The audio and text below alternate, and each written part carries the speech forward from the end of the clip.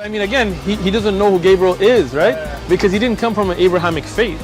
The people of Mecca were pagan. Quran is mentioned, if this book was from other than God, they would have found in it many contradictions. If a book is without contradictions, that has no bearing on whether it comes from God or not. I've had phone books that are inerrant, but I certainly don't think God gave them. That we believe without understanding. The brother asked a very important question, that most of the scholars say that listening to music, watching movies, and most of the television programs, they're haram. So how can we have fun? Let me tell you, brother, at the outset, that having fun is permitted in Islam as long as the fun is halal fun. That the standard narrative has holes in it. The Prophet tells us because Satan or the devil sleeps over our nostrils. Those who oversleep and not pray Fajr on time, Satan urinates in their ears. I really do think Jesus was crucified and that he really was dead and buried. He thought that he was a son of God in the sense that he was specially chosen by God. I think Jesus really did think he was going to be the Messiah, the future king of Israel. I mean, that is, after all, why they crucified him.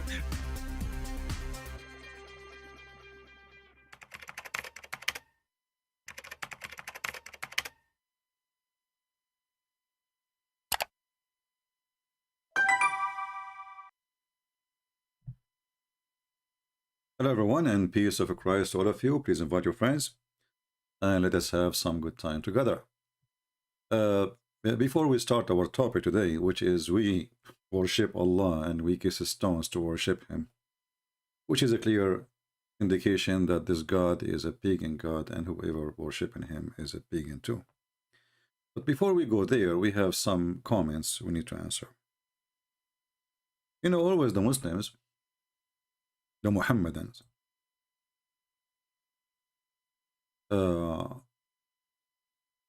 they cannot answer anything. Like when we make a video, you will see the comments of the Muhammadan have nothing to do with the video. And this is telling you that they cannot even comment about it. They don't even dare, because they knew we are saying the truth. And this is exactly what happened in every video we make. Comments have nothing to do with the topic. Why? Because they are Muhammadans. They cannot answer.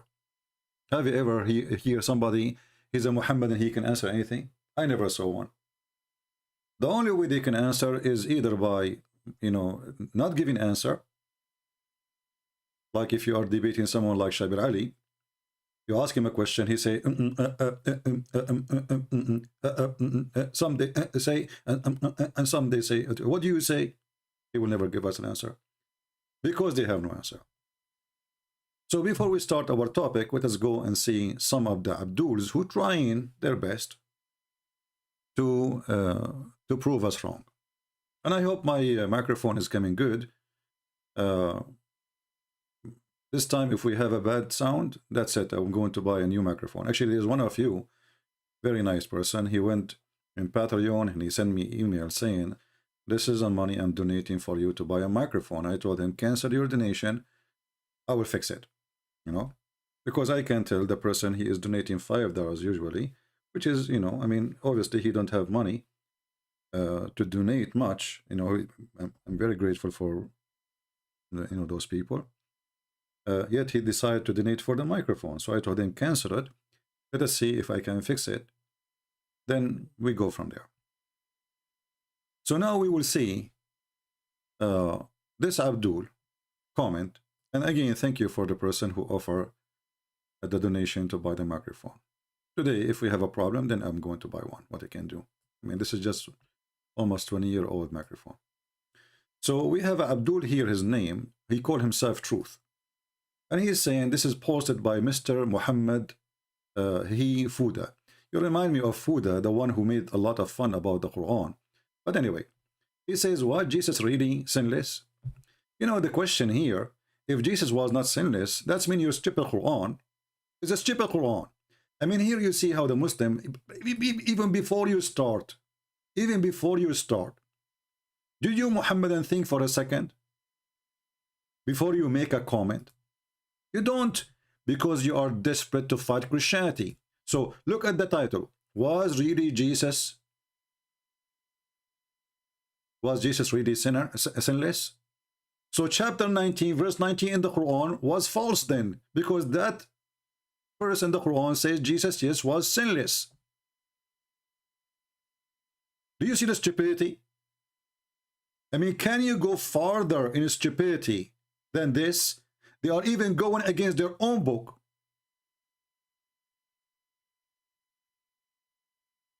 I never heard, but obviously the one who wrote this comment, he is a certified idiot, like he's a prophet. He do not know his book. And this is the why they don't dare to debate me, because they do not know their books. If we go to the yellow pages of Muhammad,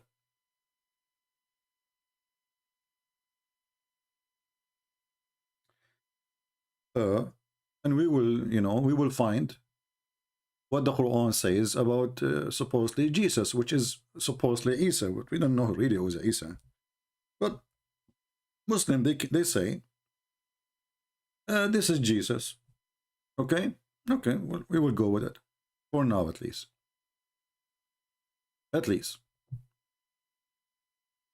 Here we will find how Islam is a stupid, made by a stupid, given by a stupid, and given back to us by a stupid. Because the stupid one who is trying to prove that Jesus was not sinless, obviously he did not ever read the Quran. This is chapter 19, verse number 19, says, I announced thee the gift of a holy son. So are you worth even to continue to refute your stupid comment? And not to mention what your prophet said about Jesus, that he is the word of Allah and he is the spirit of Allah. Are you saying to me the spirit of Allah is sinner? Are you saying to me the word of Allah is sinner? And not to forget to mention too, that the Quran mentioned that Muhammad is sinner, big time. And not only this, Allah is not sure. Allah is asking other Allah, saying to Allah, may Allah forgive your sin, Muhammad. And the Muslim try to fix it. They say fault.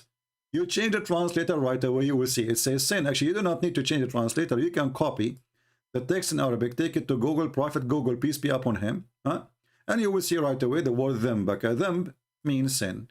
But because it's an embarrassment that Jesus is holy, Muhammad is a sinner, and Allah is saying to other Allah, may Allah forgive your sin. You change the translator, you will see a miracle will happen.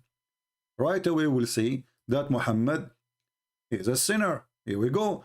We did not change the Quran, we just changed the translator, and both of them, they are Muslims. All right? So listen, that Allah may forgive your sin. Have you ever heard of a God? He say that Allah may forgive your sin. So who are you then? Here the author of the Quran, he forgot to switch the switch. He's a stupid. And that is Muhammad. Because here Muhammad is saying to Allah, may Allah forgive your sin, but he forgot that the one is talking supposedly is Allah. So how in the word Allah says, may Allah forgive your sin? This is why the Chinese, they said he left as a donkey, never came back as a horse. What we can say. So I hope that Abdul, who made the post in the comment section, is watching. And now let us continue. Jesus was a liar. Well, why? Chapter 7, verse number 8 and 10. Okay, what happened there? Jesus said, I'm not going to go to the feast. And later he went. You idiot. It says there. You see? I wish this coward dare to call me in Skype. We will open Skype later and we challenge him. You see? The Muslims are desperate. And how we can prove to you that Jesus is bad? This is the whole point, right? And this is proving to you that Islam is an antichrist. Because why Muslims are trying to prove that Jesus is bad? Because Islam is an antichrist, and they are antichrist people. In the appearance, they say, we respect Christ, so we believe that he's a prophet. But here we go. If we go to John 7, 8, and 10, you will see that Jesus nowhere he did lie. First it says, I'm not going to go to the feast, right? And then supposedly, this is what he meant. He went to the feast. Well, before we go and answer about the verse, isn't it your God Allah? He says, Allah forgive not those who associate with him. Okay, well, all of them, they for associate with him, and they will go to heaven. Even Muhammad, he is a person who associate with Allah. Isn't it him who prayed to the Lat and Al-Uzza and he bowed down to it? Allah forgive not. Right? Okay. So Allah he forgive not, but Allah he forgive. The Muslim, they will say to you, you are taking it out of context. No, it says, I forgive not those who associate with him. So when somebody was a Christian and he became a Muslim, so do Allah forgive him? They will say no, because now he repent, so we can, he changed his religion. So Allah he forgive him. Okay, forget about this then. What about the chapter of Al-Kafirun, where Allah he says, I worship not what you worship, and you will not worship what I worship. And later all of them, they became Muslims. Do Allah make mistakes? Was he stupid when he says, I worship not what you worship? So the Muhammadan who they are desperate, and we will go and read the verses in the Bible so we can laugh together at the claim. This is the chapter of Al-Kafirun. And the funny, they quote the chapter. I mean, it's not even the title of and you see the Muslim translation here, they put a lot of things is not there. It's 3 words. Look, 3 words became this. It's 3 words. You change the translator again, you will find a new Quran. Muslims, Islam, a fraud. It's a 3 words. Say, O Prophet, okay. O you who disbeliever, okay. I don't worship that who you worship, okay. Nor you do worship what I worship, okay. I will never worship what you worship, but later he bowed down to Allah Al-Uzza after he claimed to be a prophet. And nor you will ever worship what I worship, but all of them later became Muslims.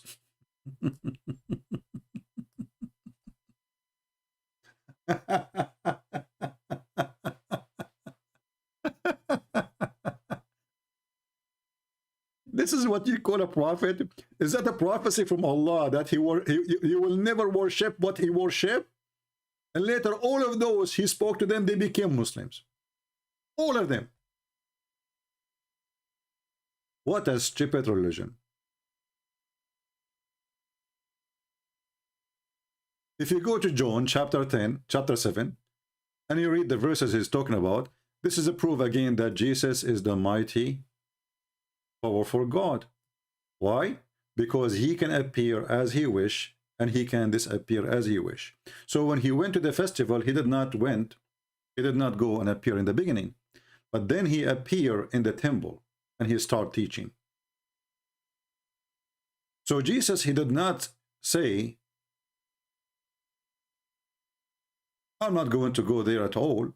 He says, I'm not going to the festival or to the feast. And then he went privately. It's the same as God when he sees us in our private room. He is not coming to our house, but he is there. And if this is a lie, well, that is a stupid of you. And then you will see Jesus. He appeared in the temple, and the Jews, they were looking for him. And this is why Jesus said to them, I'm not going there, because now they are looking for him. And then finally, Jesus, he appeared to them in the temple, and he started teaching.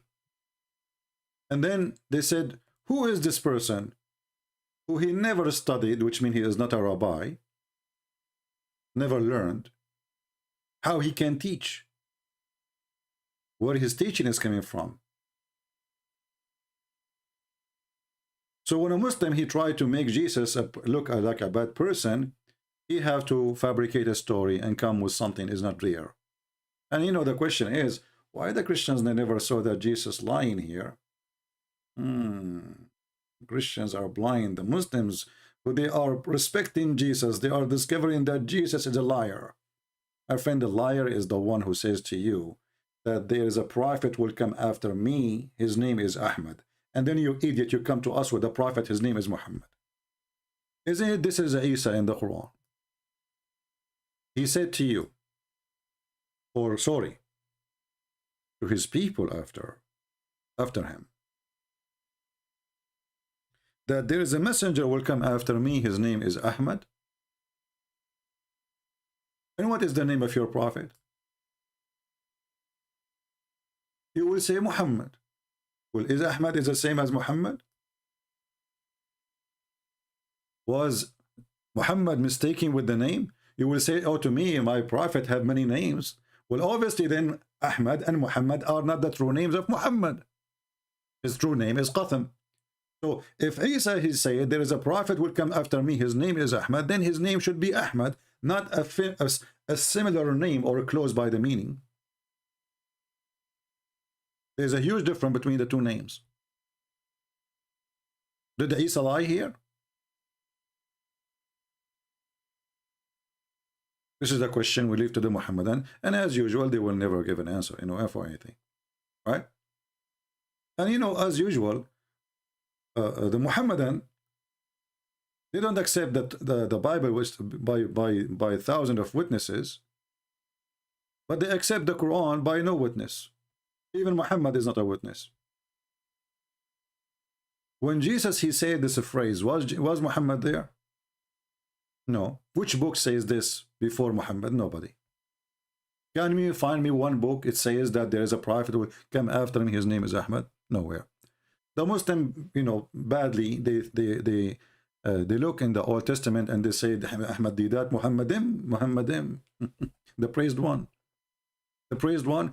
Actually, that name alone is a proving that Muhammad is a fraud, because if you call yourself the praised one, you announce yourself to be God. For no one to be praised save God. There is no human being, he believes in true God, he will say, I am the praised one. Because the praised one must be God and God only. But Muhammad wanted to replace Jesus. He wanted to be God.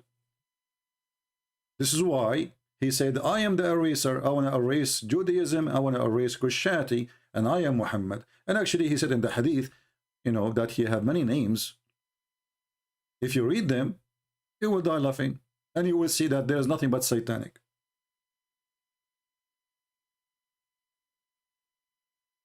Let us see what Muhammad, he said about his names.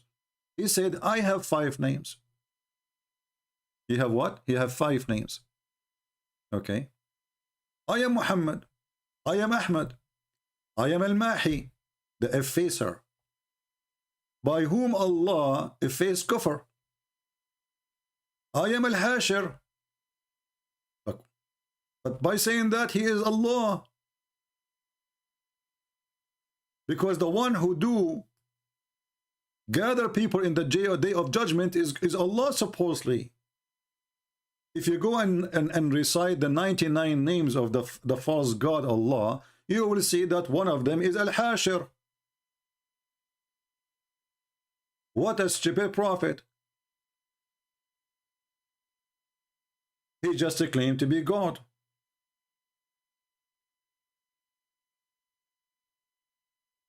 Do we have any Muslim in the comment? You want to tell us why Muhammad is saying he is Al-Hashir, why he is God?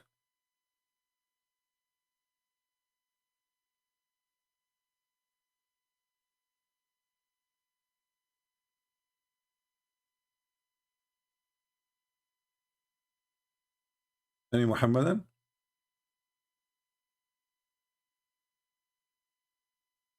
I'm trying to find some Muhammadan here.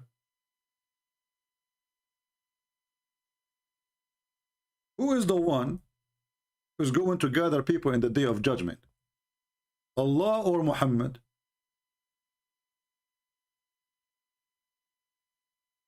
You see here their translation is saying the one who gather. This is not this false translation.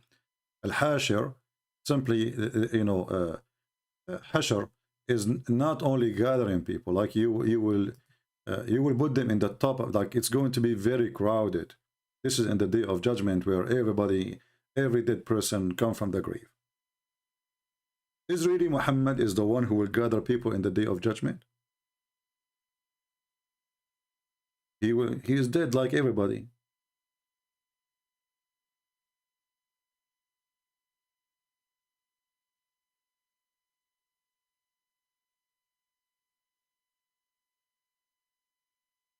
Stupid religion. Following a false man.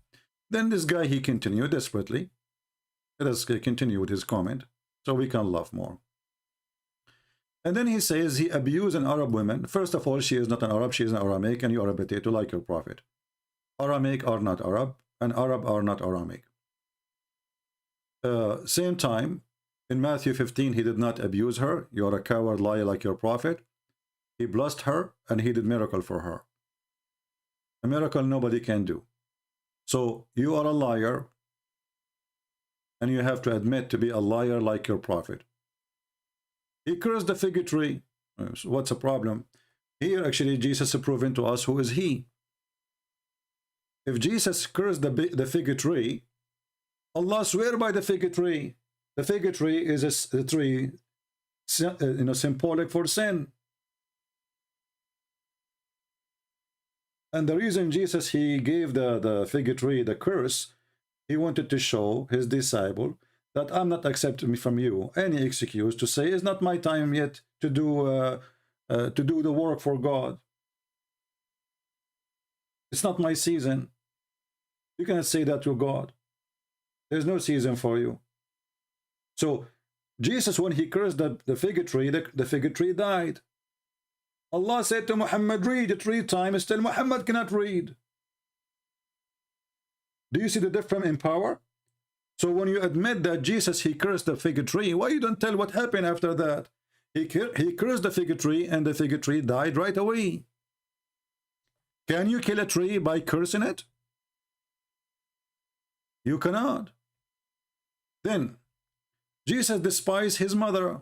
You see here, all the verses they are posting for us, John 2, 4, 5, proving to us again that those people are a bunch of fool. Because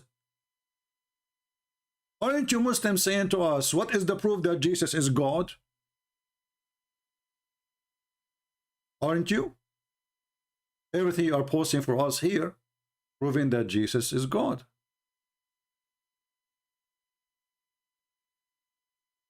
And why you don't dare to show us how Jesus despised his mother?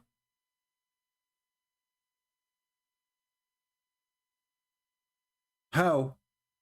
She asked him for a miracle nobody can do. He turned the water into a wine. But look how Jesus, he speak to his mother.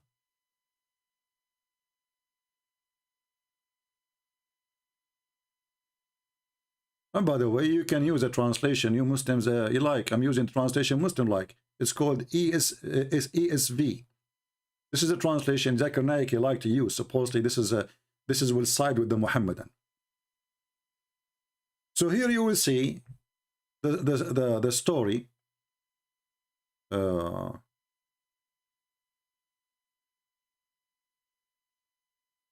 He mentioned here actually in John 2. Sorry, John 2.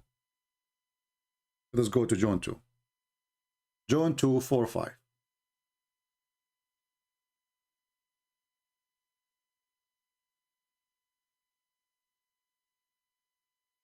And Jesus said to her, women,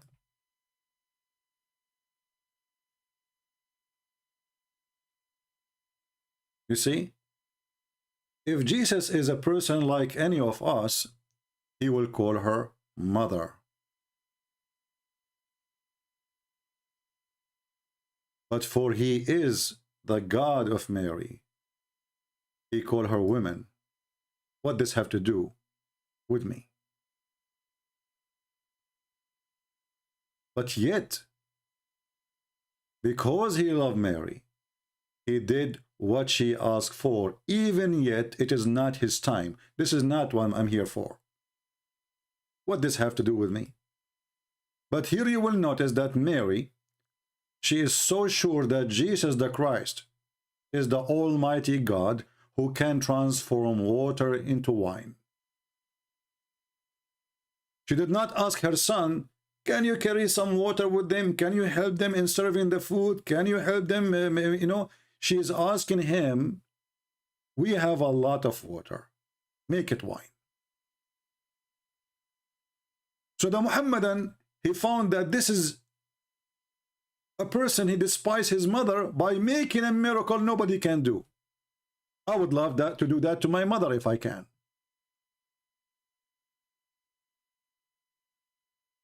In the same time, You're a prophet, the potato Muhammad. He called his mother Najis. And he called his father Najis. Isn't it the Quran says in chapter 9, verse number 28? وَإِنَّمَا الْمُشْرِكُونَ نَجِسٌ. Those who they are not believing in the oneness of Allah or Allah, they are najis, which means filthy. That is his father and his mother. This is why when Muhammad he asked Allah to forgive his mother and his father, Allah refused. This is why Muhammad he says to Muhammadan, Abi wa abuka fi nar, my father and your father in fire.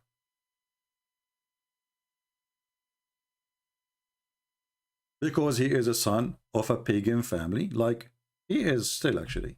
Nothing changed. And he confirmed that my father and your father is in hellfire. And here you will notice that Jesus, the pure person, is born from a pure woman. The Quran describes her as a pure woman. When Muhammad he is born of a woman, she is najis, according to Muhammad description.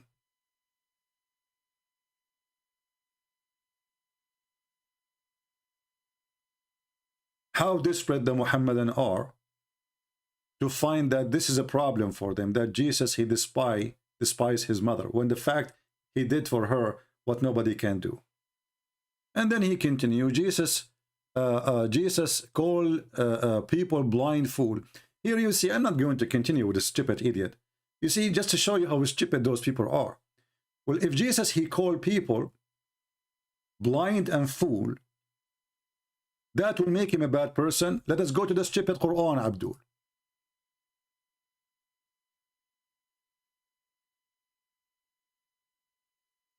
Remember, brother, Jesus he called people fool. Brother, how Jesus can be not sinless? So you are saying now that the one who called people blind and fool, he is a sinner because this is a sin. Well, all your Quran is calling people fool and calling them sin, blind, you stupid idiot.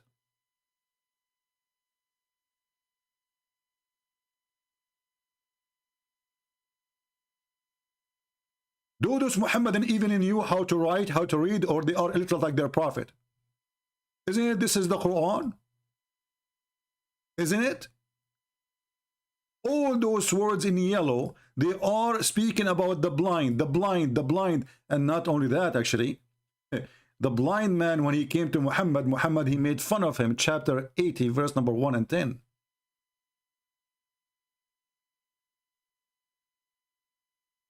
Do you see it? Do you see why we laugh at your comment and how silly they are, stupid they are? And you know, after all this comment about Jesus being a sinner, because what? Because he called people blind. And the Quran called them blind. Not only that, actually the Quran claimed that the one who make you blind is Allah.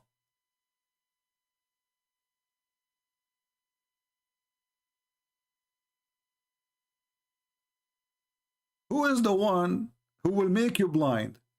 Allah. Allah, he blind us. Chapter 17, verse number 97. Read and love. It is he whom Allah guide, that the one true guidance, really, okay. But he whom leaves astray, like what the heck?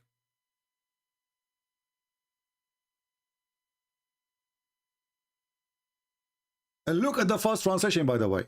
In Arabic it says, and the one وَمَنْ يُضْلِلْ, and the one who Allah deceive. You will not find for them anyone beside him, somebody can help. But he is the one who made them blind. He is the one who deceived them.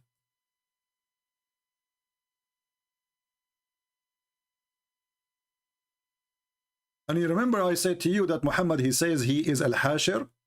This is the Quran saying, وَنَحْشُرُهُمْ. Allah is Al-Hashir, not Muhammad. Allah will gather all those people in the day of judgment, and they will be blind, and they will be mute and deaf. But who is the one who made them this way? Allah. What a stupid religion. Allah is making fun of those who they can hear and those who cannot hear, those who see and those who cannot see, those who can talk and those who cannot talk. Remember, it's you who is saying that the one who called people blind is a sinner. Allah saying, is the one who is blind and deaf and mute is equal to the one who can hear and see? Is he equal? So the stupid you come with the decision that the one who called people blind, he must be a bad person and he is a sinner.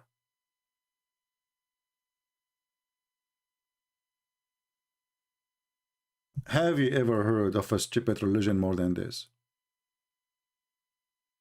And the funny is that Allah, he call you a blind, and Muhammad, he make fun of the blind, but then we find that the one who made them blind is Allah. Who is the one who sealed the heart of people not to believe? Who is the one who sealed their eyes? Who is the one who sealed their mouth? Allah. Read it. Do you see it? And this is why Islam is a stupid religion. Allah, he seal your eyes and then he will punish you for not seeing. Remember, the Muslim, they believe in destiny. The Muhammadan, they believe in destiny. So when you commit sin, it's not your sin. As an example, when Adam, he commit sin, was it his sin? The answer, no. It was Allah planned for Adam to commit sin. And we showed you many times the reference.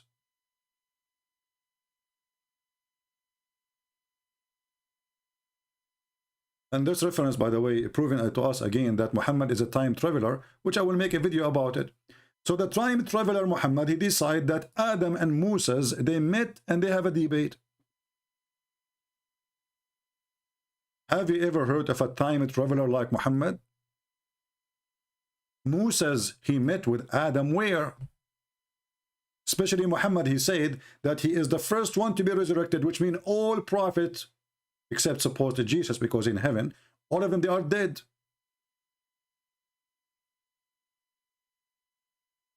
My friend Osman, give me the Skype of your F da'wah, and I will do what you like. If you dare, don't tell me join. I will join right now. Give me the Skype, otherwise you are a potato like your prophet. Osman, join E-Dawah. Is that E-Dawah the one who said that the word sulb mean the private part? Trying to defend the ribs? The Quran saying that the sperm coming from the backbone and the ribs of the man, and the guy, he said, if we go to the dictionary and we search for the word sulb, we will find the word sulb mean private part. Like, what the heck? Open the dictionary and read for me. Those are the one who will debate me. They don't dare give me the Skype. I will call them right away. Right now, right now. You're a potato like them. A bunch of girls. Come to us. I do not. Will come to you where?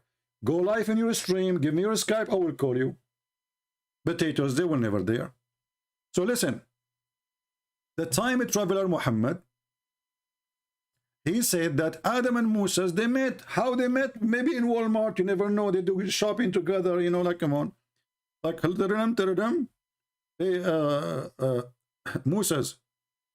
Moses calling Adam. Who is this?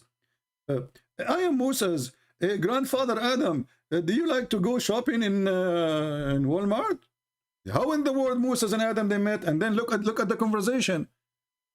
Moses, he don't agree with Islam. He don't believe in the original sin, because original sin mean that Adam is the first one who commits sin. So look what he said to him. Moses argued with Adam, said to him, Adam, you are the one who got the people out of paradise, you idiot, by your sin, and thus made them miserable. Adam replied, oh Moses, you are the one who Allah selected for his message and He is direct to talk, yet you blame me for a thing which Allah ordained for me before He created me? Like, what the heck? So it was ordained. It was a destiny. It was a fate. And then Muhammad, he says, because Muhammad used to take hashish. Baby, listen, Habibi. So Adam overcome Moses, Habibi. Like, what the heck, Muhammad? So now Adam, he won the debate? Sound like Mimi Hijab. Would he ask him, Allah have hands? Mimi Hijab, he said, who said so? And this is how he won the debate. Who said so? The Quran says so. Muhammad says so. So Muhammad, he is taking the side of Adam that he won the debate. So by winning the debate, Adam, he proved that the sin of Adam was a fraud. It was Allah who made him commit sin. And that goes for all of us. Our sin is not our sin. Stupid religion. I have good news for you. If you are a fornicator, don't worry, be happy. Because it was a destiny. It is a destiny in Islam. Read and laugh. Verily Allah has fixed the very portion of adultery which a man will indulge in, which if necessity he have to commit. A Muslim woman, she called the sheikh in TV, and she asked him, she said, I am now over 35, and this is in the Middle East, like, big number, because they like to marry children like their prophet, 6 years old. 35, she is a grandmother. So, I'm afraid I'm not going to have a husband. The sheikh, he said to her, my daughter, don't worry. The prophet said, Maktubun ala kullu farjin ismu nakihihi. It's written in every vagina the name of the one who will if it. Like, what the heck? It is written there. So now she feel better. So he told her, don't worry. Whoever names are written in your vagina, they will if you. Destiny. And I'm sure that women in the same night, she took off her clothes and she took selfie, with the camera, trying to find the names. And here you need to ask yourself a question. If a woman, she work as a prostitute, that means she should have a yellow pages there. مكتوب على كل فرج اسم ناكحه.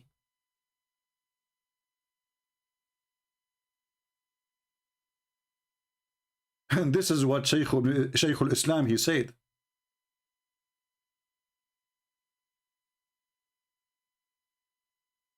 Ibn Taymiyyah, the Muslims are, very, very proud about him.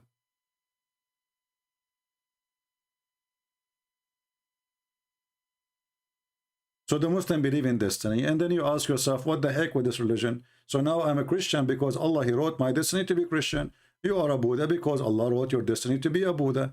You are doing fornication because Allah decided for you to fornicate. You are Adam who disobey Allah because Allah, He decided for you 40 years before He created Adam to commit sin. And then we commit sin, and then Allah will punish us for sin. How stupid this religion is. And not to forget, what is sin in Islam? Sin in Islam is something stupid because, like they do muta and they say it is zawaj, it is marriage. Isn't it muta prostitution? Do you remember the one who called me? He said, why you are getting emotional, bro? I said to him, Abdul, he get emotional. I did not even say son of muta. If I say son of muta, he will go crazy. Why you go crazy if muta is marriage? Why you are calling it an insult? Because they knew in their heart that this is nothing but prostitution. It is literally prostitution. And even their Islamic books describe muta as renting or rental for a woman.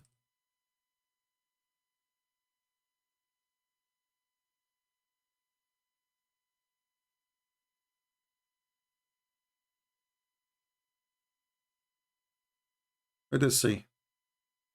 I don't like to mention something.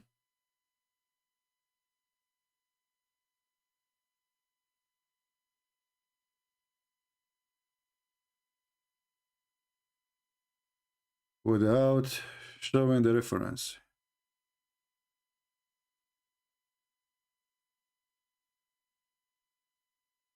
My keyboard is acting again.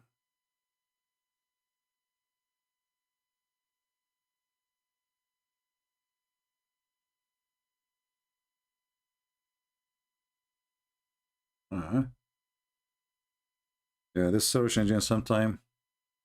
Here we go. Praise be to Allah. If any man, any woman, they like to do boom boom, brother, go and find the women and have sex with her for 3 days, 3 nights. And don't forget, you need to pay her, brother. Or if you want to make it shorter, or you make it longer.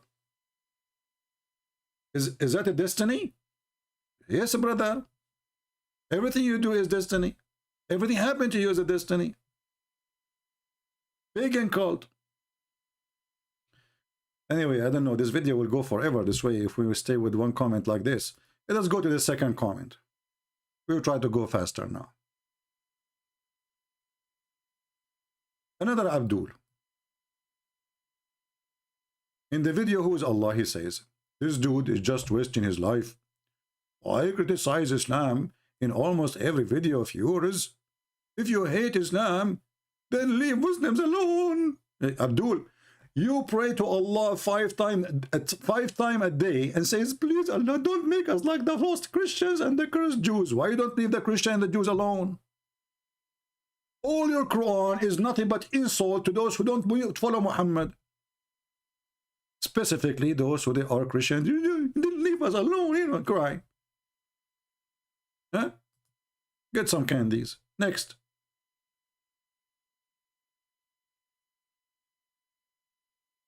Another Muhammadan lady, she said, Jesus was born on earth, did not contribute to the creation of the heaven and the earth, the universe and its contents. Why he suddenly become God? Well, this is a good question. CT, sit down. Let me explain to you. Isn't your stupid Quran says that Jesus was the word of Allah and he was in heaven? That means Jesus was exist before his birth? Or you are against the Quran now? Are you?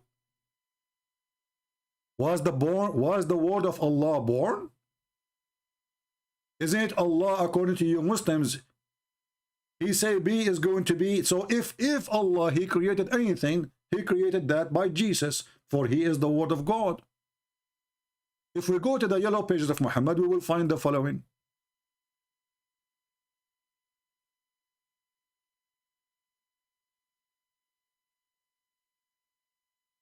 Jesus is the word of God sent down to Mary. Chapter 4, verse number 171. Do you see it? So Jesus, who is the word of God, where he was before he come to the earth, he was the word of God. Okay, what is the word of God is? Hey Muslims, don't you Muslims say that Allah, he have a mouth? Now for sure we don't believe in this. This is garbage. Jesus have nothing to do with Allah. But I'm just showing you your stupid religion. How do you contradict yourself?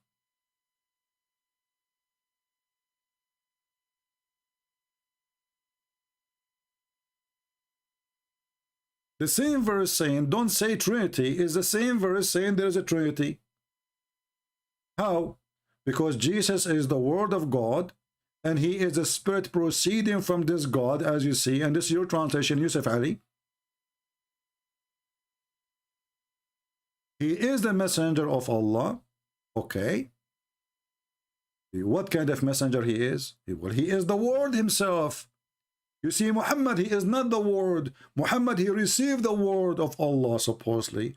And if you ask the Muslims, is the Quran created? They will say no. And actually, if you believe that the Quran created, they will behead you.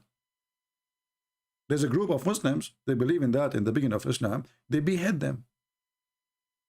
So he is the word of Allah who sent down to Mary, so he was above. And Jesus says that in the Bible. He says, I am from above, you are from below. And how Allah, he created everything. The Muslim, they say he said B, but we cannot find anything, by the way. He created by B, but we will go by the stupid Quran. How Allah, he create anything? If he can create, he will ask Jesus to create. And this is your stupid Quran.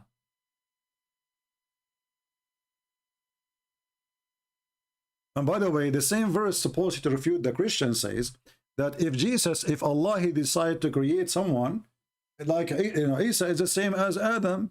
If you want Allah, he said to him, not if you want, he said to him, be, and he was. And then we find that Allah created Adam by his hands, created Satan by his hands, created everybody. He blew his spirit into Mary. He did not say be, and he was. Not a single thing in the religion of Islam created by saying be. That exists in the Bible, where God, he says, let be light, and light was.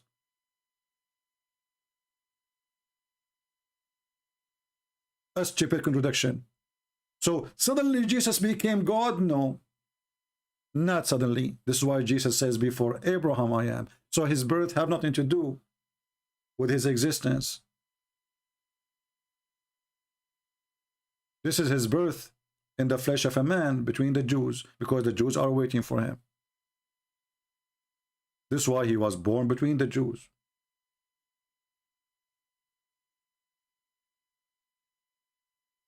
So I feel sorry for the Muhammadan. And if we ask the Muslims now, well, if Jesus was born in earth, why he don't die in earth? Where is Jesus now? They will say to you, he's in heaven. Well, he went back where he belonged. Where is Muhammad now? They say to you, he's in the grave. Well, he went back where he belonged. From dust to dust. From dust to dust. Where is Muhammad? Dust. When Muhammad, he died, the Muslim, they did not bury him for 3 days. And then Ibn Abbas, he said, idfunu sahibakum faqad antan, bury your friend, he stink. And then they continue saying, قَدْ رَبَى بَطْنَهُ, his belly became so big because it's full of fart, gas. This is where the stink is coming from. Not only the meat is decaying, his farting. Whatever food you ate before you die, that food is going to be consumed by the bacteria and is going to cause gas. And now because you are not alive, the gas will not go out. You have no control of it. So your belly will get bigger and bigger and bigger and bigger. And then your body will fart automatically because it cannot hold more. So Muhammad now is dead and he is farting. And not only that, the hadith says, insana khunsurahu, his fingers and his fingers became green and they shrink. So they did not bury Muhammad. They thought he is the same as Jesus. We wait for 3 days and he will be fine. Otherwise, I challenge the Muslim to tell me why you did not bury him right away. And not only that, the liar Muhammad, he said to them that we, Prophet, our bodies will never decay. So they said to themselves, why we will bury him? Why we will do that? His body will never decay. They believe the liar. But right away when he died, especially in the 3rd day, the fart of Muhammad is all over the place.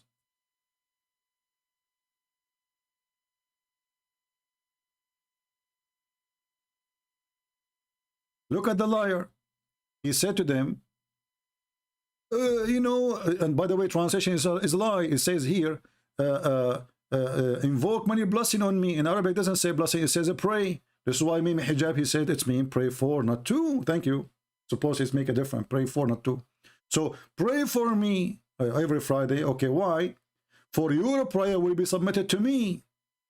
The companion, they said, Messenger of Allah, how can our prayer be submitted to you and your body will be has decayed? He says, oh, Allah has forbidden the earth from consuming the bodies of the Prophet, and then 3 days after his death, the Prophet, he stink like a rat. Let us continue. And by the way, if you want me to show you the reference about him being stinking, I can show you very easy. I mean, let us do it actually. Why not? Here we go. Because they might say, you know, where those reference?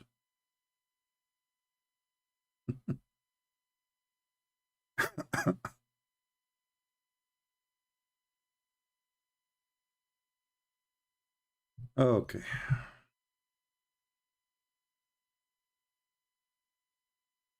I'm just trying to find the website which is Muslims accept.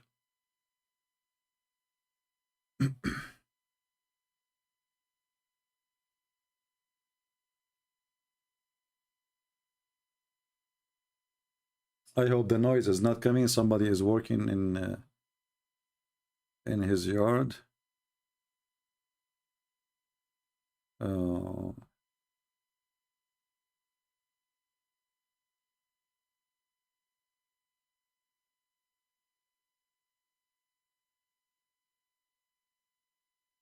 Yeah, okay, let's see here.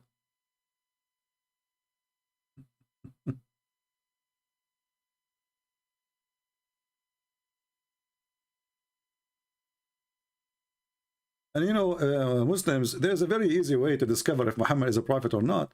Open his grave, let us see.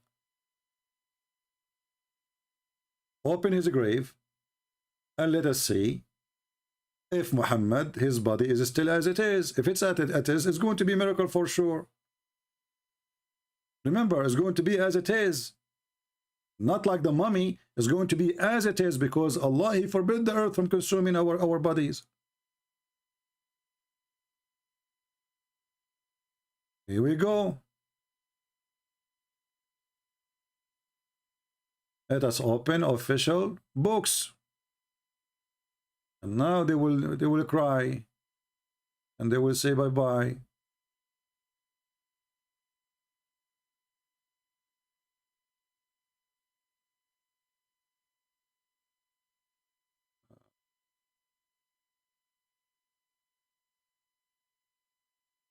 This website is very slow. I'm trying to open it.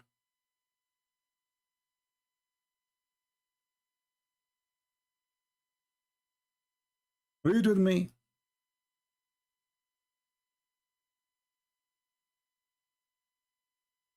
This is the book of Sunan al-Durami, volume 1, page number 31. And there it says, let's see. Here we go. Read carefully, Abdul, if you know how to read. Especially if you are the guy who called me to teach me Arabic, but yet he did not even say his prophet name correctly. فقال العباس إن رسول الله قد مات وإنه لبشر وإنه يأسن كما يأسن البشر. Al-Abbas, he said, the messenger of Allah, he passed away, and he is a human, and he stink like a human stink. O people, ادفنوا صاحبكم فإنه أكرم على الله. So if you will respect him, really bury him, because this is an insult to leave him stink. Is that my book? The reference in front of you.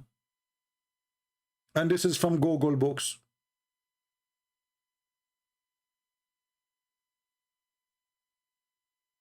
What say you? And now you will say, oh, those Muslims are liars. They lie, brother, they lie. We don't believe Muslim liars. Muslims, they lie always, you know. So anyone who say anything embarrassing, they will say he's a liar. Correct? So let us continue with comments.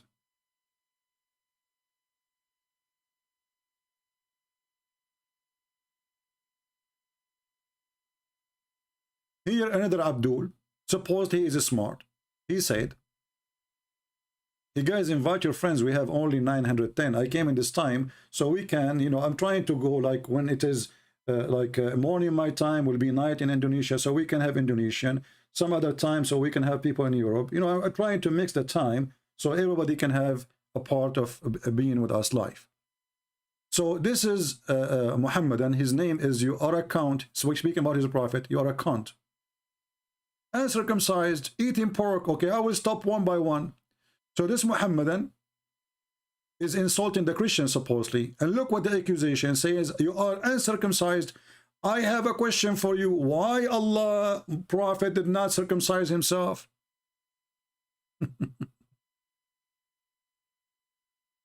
Muslims, Muhammad who asked you to do circumcision, he himself never circumcised himself. Then how you call yourself Abrahamic?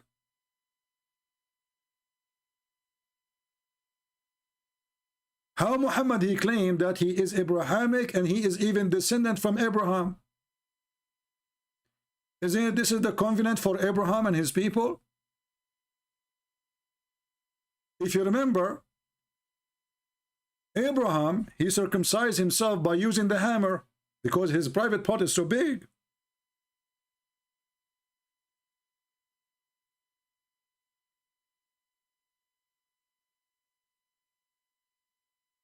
I mean, what kind of a private part Abraham he have? Is an elephant? He used the adze to circumcise himself? The sledgehammer?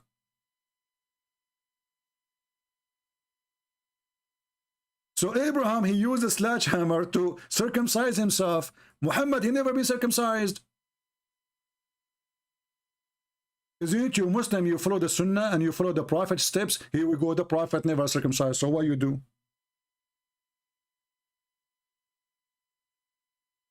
Any Abdul? I'm telling you, Abraham, he have a big one, a huge brother. It was like maybe 60 foot tall like Adam. You know? I mean, do you know even what this hammer is? And let me search in Google, you know, for hold on. Just to show you what we are talking about, because some people do not know what this tool is. You have no idea, my friend. I mean, I'm really impressed, proud about our grandfather, Abraham.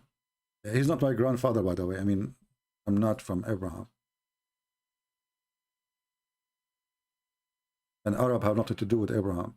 So look what Abraham he used to circumcise himself. Abraham, what's wrong with you, Abraham? You could not find something better? You never heard of something called knife? This? Are you sure? This is what Abraham he used to circumcise himself. Aren't you afraid to miss?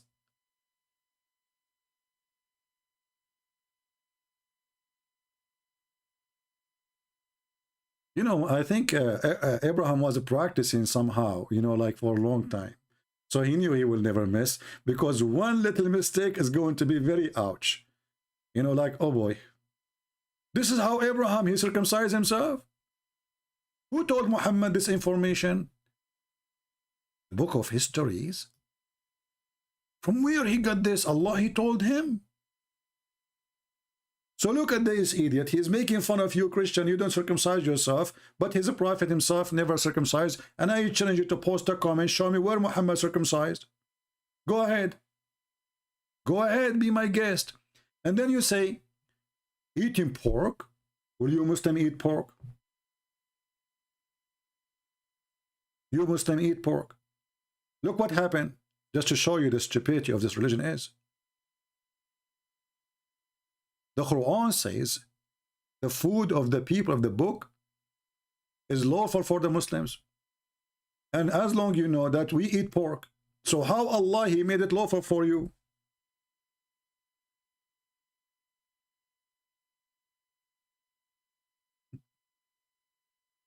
The Muslim, they will say to you, brother, it says it's lawful for us, except pork, brother. Where it says that?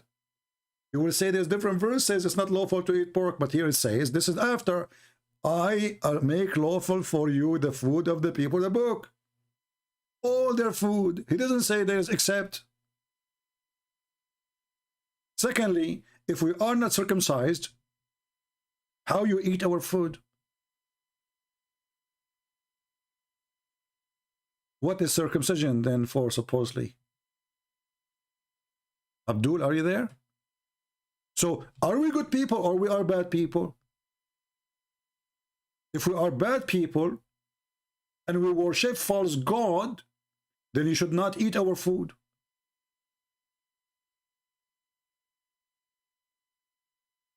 And not only that, he allow you even to marry our women. Just to rape them, you know. Call it marriage. You kidnap them, you know. Like what Muhammad did to many Jewish women. Is it lawful for you to eat our food? If we are dirty, then why you are eating our food? That will make you dirty too. And if we are worshipping false god, by the way, you Christians, you are not allowed to eat halal food, because this is a food slaughtered in the name of a false god. His name is Allah.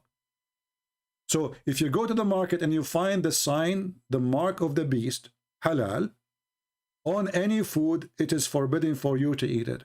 For this is a food made by those who worship Allah, and they recite the name of Allah when they slaughter the food, or the cow, or whatever.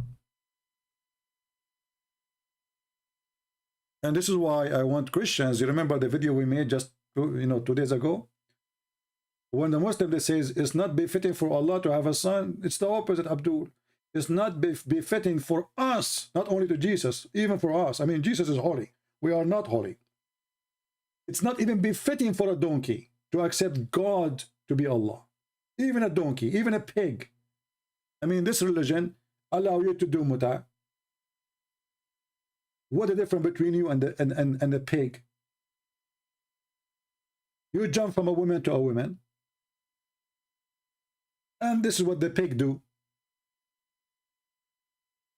You claim that you eat only kosher food. And then you claim that the Christians are kuffar. And then you say their food is lawful.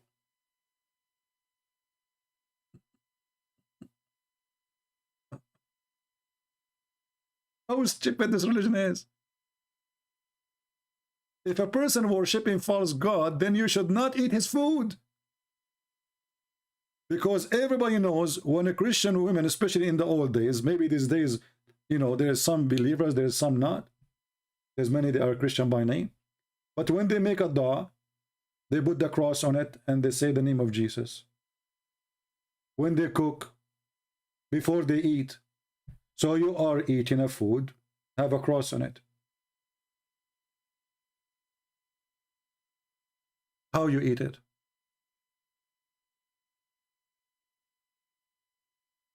Let's continue. Until now, we did not start the topic. Oh, hold on. Then he says, don't keep the Sabbath. Abdul, did your prophet keep the Sabbath? You see, just to show you how stupid this religion is. When Muhammad and he made an accusation, Islam is a religion, if we can call it a religion, accused you of what they do. Do you see how stupid this religion is? Hey Muslim, do you keep the Sabbath?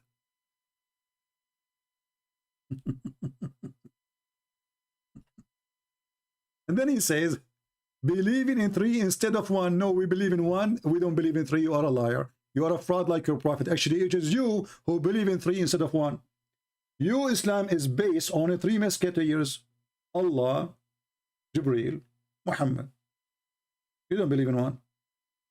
If we ask the Muslim, do you remember, guys, we asked the question in the video about do Allah breathe and what he breathed. Do you remember? If we go to the Quran right now, Allah, he created Adam, right? Okay, how he created Adam? He breathed. Breathed from where? He breathed from spirit. Okay, spirit of who? Allah don't have a spirit. The Quran said My spirit. The Muslim says Allah don't have a spirit.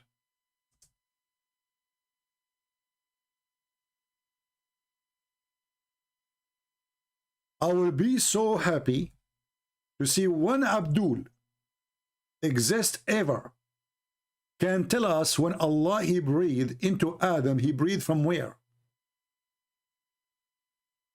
Let me look at the comment section. Black stone kissers, if you are listening, please, when Allah he breathed into Adam from his spirit, what is that?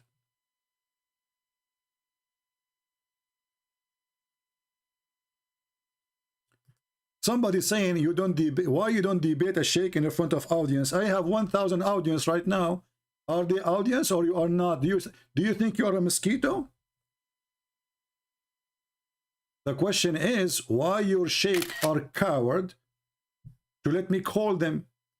Give me the Skype of your sheikh and we will make him shish kebab right away. Because your sheikh he deen you. They will lose their career if they're there. Why you don't do a debate sheikh in front of audience showing da'if hadith? This is da'if hadith, guys. I'm showing the Quran. This is da'if hadith. Show me one hadith I show is da'if. And by the way, are you saying to me that we have something in our books? It's a lie. We Muslims are very decent. Brother, we wrote a lot of stories about our prophet. They are lies, brother. Who wrote them? Muslims. What the heck? So anyone he says something the Muslim they don't like, they call him a liar. Even their own. So you Muslims, you wrote hadith, brother. And this hadith, brother, is da'if. Let me tell you the bad news. I did not show da'if hadith. Secondly, I'm showing the Quran. Number 3, if this is true, that means you Muslims are a bunch of liars. Not trustworthy. And regarding debating in front of audience, maybe you are a mosquito, you don't count yourself. I thought those are audience too. You know what? I believe you are a mosquito. Prove me wrong. Text me in Skype. I will open my Skype to prove to me that you're a mosquito, because I think you are not an audience. You're a mosquito. Da'if hadith. Alternate meaning. I bet you don't, because you're afraid. I bet you are doing poop on your pants right now, because I'm just speaking about you. I bet you. By the way, there's us 2 Muslim believers. They were betting. I was like, okay, what are you betting for? Well, the first one, he said to the other one, do you want to bet that betting is haram? What? Do you want to bet, brother, that betting is haram? You want to bet that betting is haram? Yes, brother. Genius. Muslims. No comment. So here we see that the Muslims is lying again about believing in 3 instead of 1. We believe in 1. You know, oh yeah, oh, Israel, your God is 1. From the beginning of the Bible. We are not the same as the Muhammadan who don't say we don't believe in the Torah because the name of Muhammad is not there. And everybody knows that the Christian and Jews are not really close friends, you know. But yet, we did not say that the Torah is corrupted, like Muhammad he claimed, because he's a liar. And the funny is that Muhammad, who claimed that the Torah is corrupted, he swore in the Torah, he took an oath in the Torah. Look how fraud he is. So behind the door, when he is sitting with the Jews, he swear by the Torah. And what he do, not only he swear by it, he says, I believe in thee and the one who sent thee. Do you see it? Muhammad, he told them, bring me the Torah. They brought him the Torah. Then he would draw the cushion from beneath him, and he placed the Torah in it, saying, I believe in thee and the one who's in thee. So all of this drama about the Torah have errors, the Torah is mistaken, the Torah have contradictions, the Muslims, they have articles about it. And then we find that their prophet, the biggest Abdul, I believe in thee and the one who sent thee. What's wrong with Muhammad? Was a mosquito at that day? Any Muhammadan?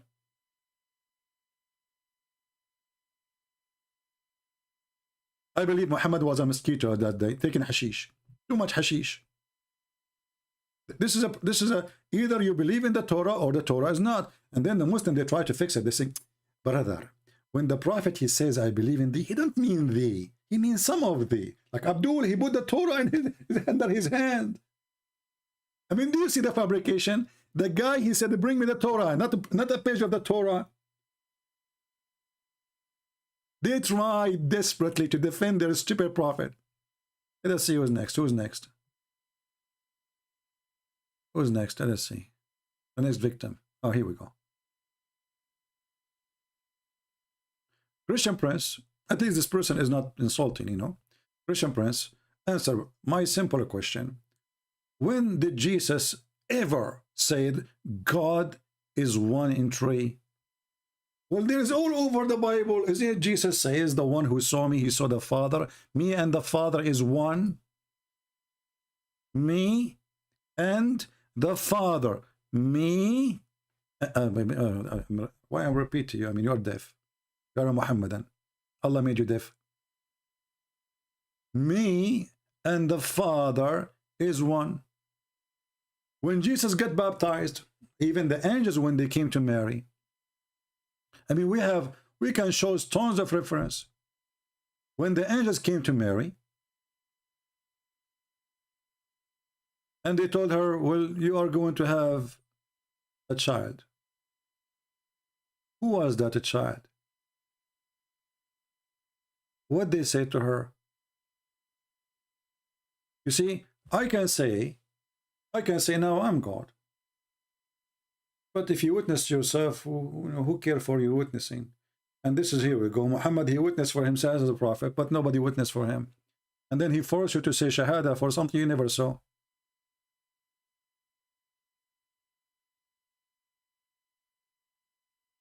Right?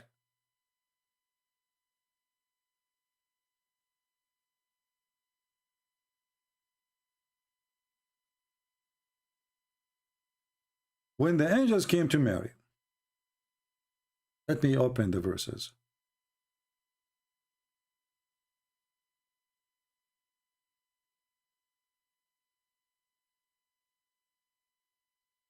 This is Luke.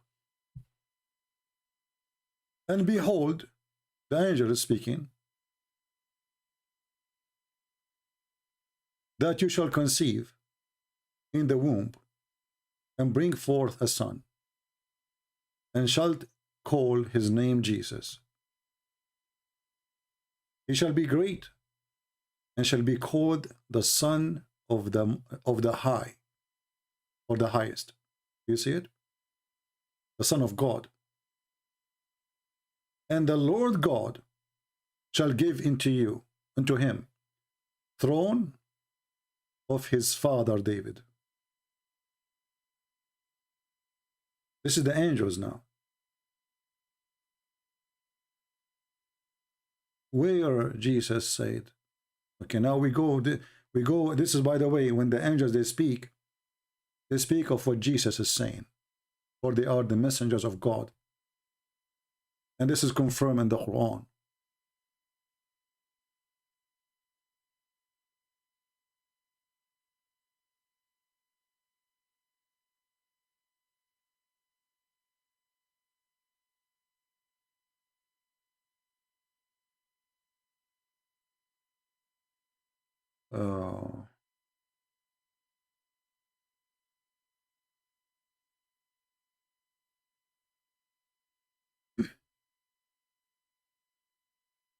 Let us open it.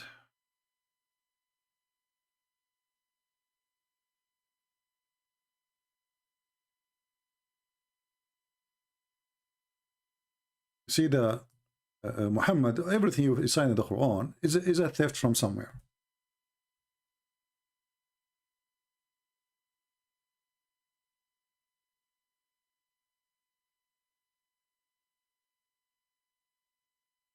Here a translation saying بأيدي سفر, by the hand of scribe, which is very funny. Change the translator, let us see.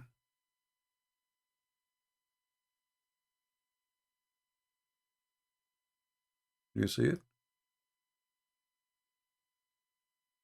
And here, by the way, you ask yourself, when Muhammad described the angels, the translation here is really funny, it's not really accurate. Describe them as a scribe.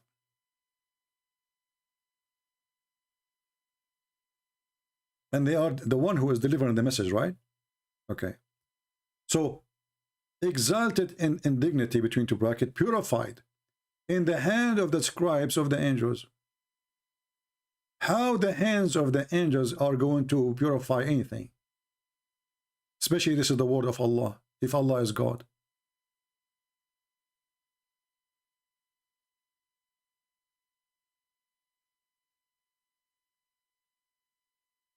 To purify something, it have to be dirty.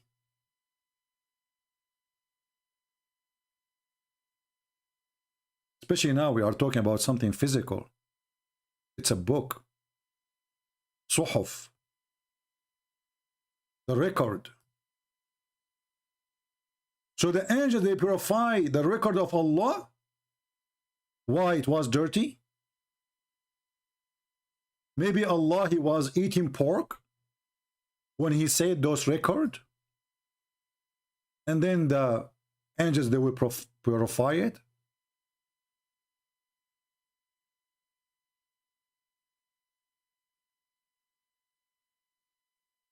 Do you see how silly Muhammad is? If the word of God is holy, then there's no angels needed to purify any word of God. Did the word of Allah, did Allah, he spoke his words from his mouth or from his butt?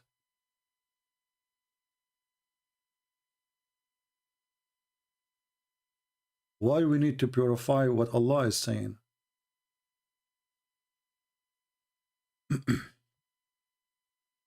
So when the Muhammadan, they say,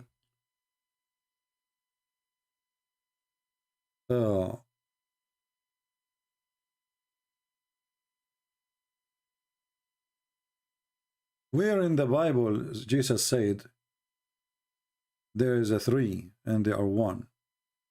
All the Bible, from the beginning to the end.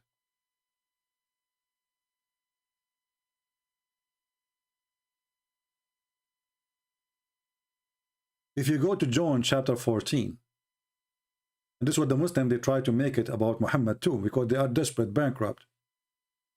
When Jesus says, I will ask the Father, so we have the Father, and he will give you another advocate to help you, the comforter.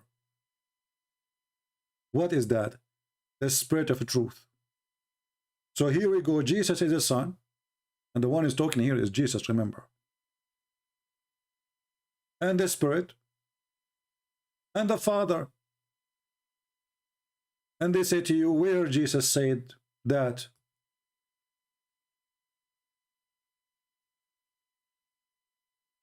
And we can go even from the Old Testament, not God and his Spirit.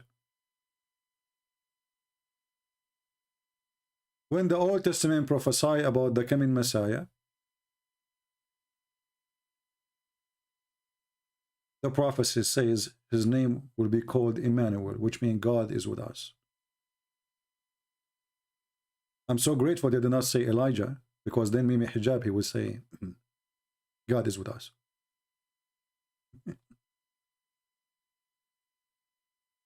In Matthew 28, verse 19, it says, therefore go and make disciples for all nations, baptizing them in the name of the Father, the Son, the Holy Spirit.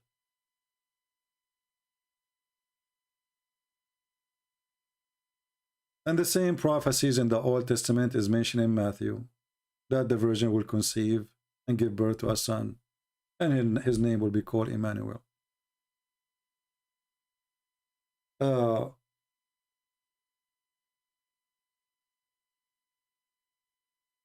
If you go actually to Luke, chapter 1, verse number 35, let me open this one. This one is good. To get them busted everywhere, I mean.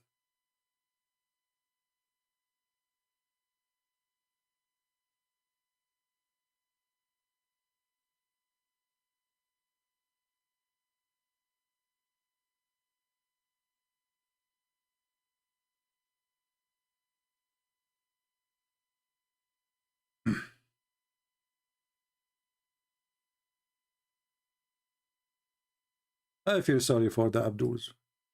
I know. I mean, you don't have a religion. You don't have anything. You are a counterfeit of everything. You did beat the Chinese.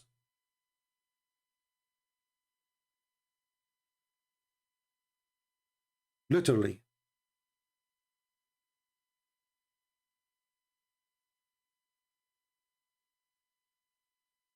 This is Luke 1:35. And you can read, there's tons of translations. All of them, they confirm the same thing. The Holy Spirit, the Father, and the Son is going to be the Son of God. Do you see it? So when they say there's nowhere it says such a thing, that is a lie. And Jesus, he confirmed that your God is one. And that is in total agreement with the Old Testament. God is one. So when a Muslim he asks, he is welcome. But I say to you, Muhammadans, don't learn Christianity from liars like your Prophet Muhammad and your Sheikh.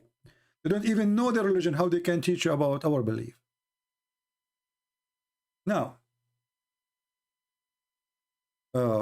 we are going to open our Skype. If there is any Abdul is interested, he is more than welcome to call us. The beach, and the topic is the Black Stone. If you remember, once I went to a Muslim website and they have a chat, and we recorded, we posted in YouTube. And I asked the Muhammadan, why the Prophet he kissed the black stone? Actually, you know what? I'm not going to say. Let us see if Muslims can answer us.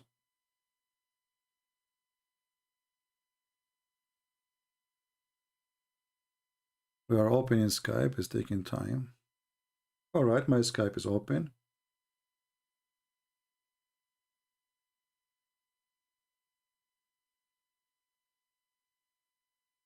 If you are a Muslim, please, you'd like to join us, give me a text.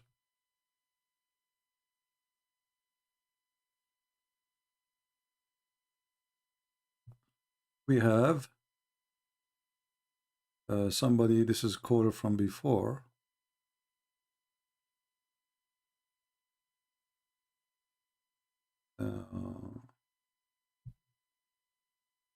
Okay, now this guy is calling, maybe. Let us see.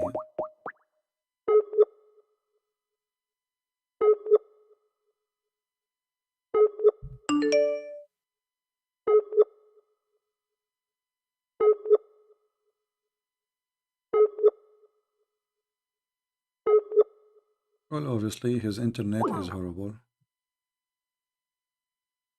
We have this guy here. Let us see. Singer talking about Christianity. Yeah, we heard about Toiva Singer talking about Christianity. We got him busted many times. He's a potato. He's just, he lives in Indonesia. He's, doing business there. He's a businessman.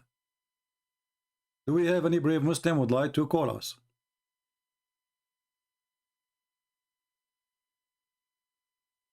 Do we have any brave Muslim who knows his religion would like to call us?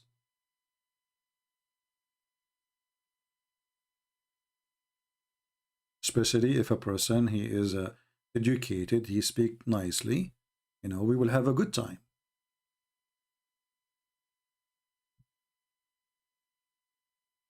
I have a message from somebody saying, I am from the UAE or UAE. I have been following you for the last 15 years. That makes me so old, my friend. Thank God you are following for 15 years. I hope you learn a lot. All right.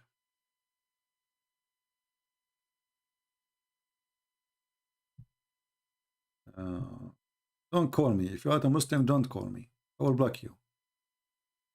I take calls only from Muslims. How many times I said that? The reason we do this, because we want you to hear the other side of the stories. We don't want to be just another, YouTubers, two Muslims bashing Christianity, or even two Christians talking about Islam. Here we have open challenge for whoever believes in Islam. We want you to be heard. Tell your side of the story. Maybe you are lying, maybe you are wrong. Correct us.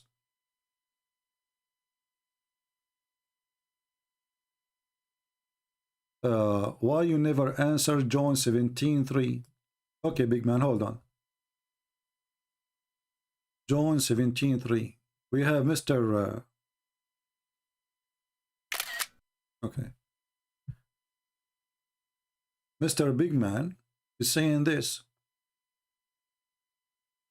Big man, how big are you? I want you to be honest with me. You call yourself big man because you are small, aren't you?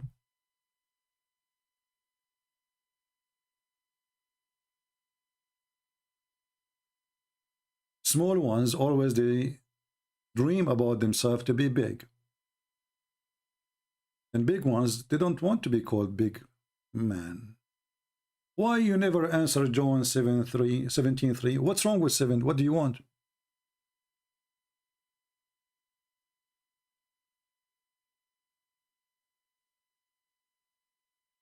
This is 17:3.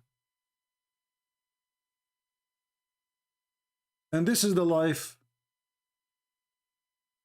eternal, that they might know thee, only true God, and Jesus, who have you sent. But why you want to read only verse number 3? That Jesus, he been given the power all over the flesh. Why you did not see verse number 1? I will tell you why. Because you are a small man.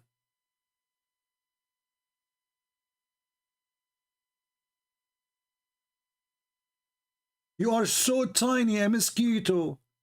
These words speaks Jesus, and lifted up his eyes to the heaven, and he said, Father, so there's the Father.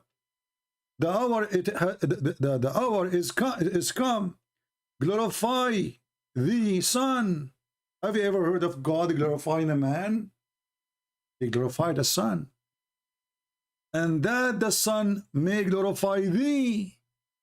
So you want only verse number 3 because you are a small, tiny mosquito. Who is the one who has been given the power of over the flesh, which means judgment, everything? Who is in control? Jesus, as though has given him the power over all the flesh, that he should give eternal life to as many as thou has given him. We don't see, we want only verse number 3 because this is confirmed. You know, the same chapter confirmed that there's the Father. The same chapter confirmed that he is the Son. The same chapter confirmed that he is the one giving the authority, even the verses before it. And look here. I have glorified thee on earth. I have finished the work which has given to me to do. And now, O Father, glorify me. Do you see it?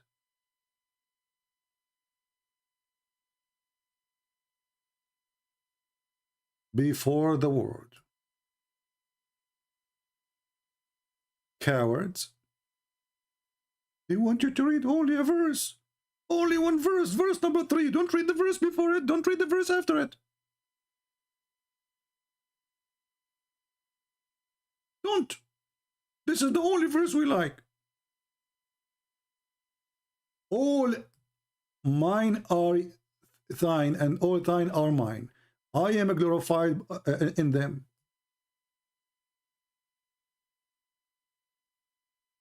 And now I am no more in this world, but these are in the world. And I come to thee, Holy Father. Don't read this. Read only for us verse number 3. Shall we continue? Are you in pain? I will make you more in pain. Hold on. When you hear the coming Abdul calling me. Oh, there's no screen? Sorry. Okay, hold on. There's no screen. My mistake. It's my fault. Okay. Let us put it back.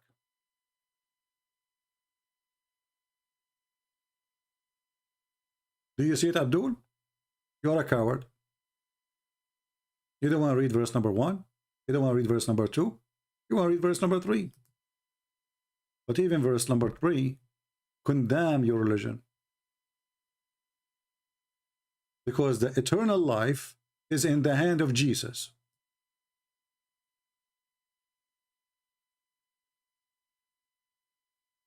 In your religion, who is the one who have the eternal life? You will say to me, God. Well, your God cannot give it. Jesus, he proved he can give it.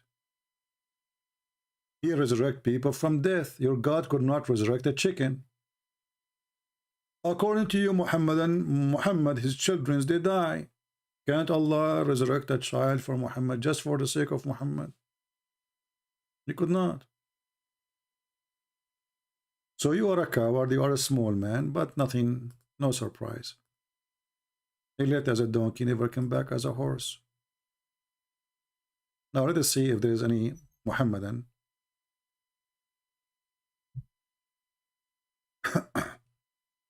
Open-minded. Okay. Open-minded sound stupid for me. Open-minded.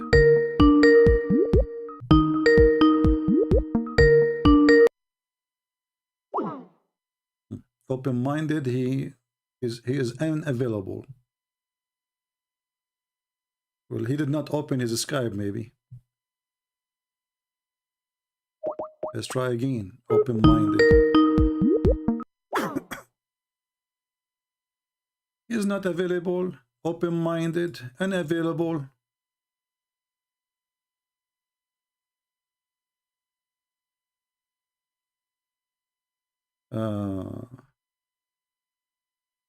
Yeah, so you want me to talk to you or what?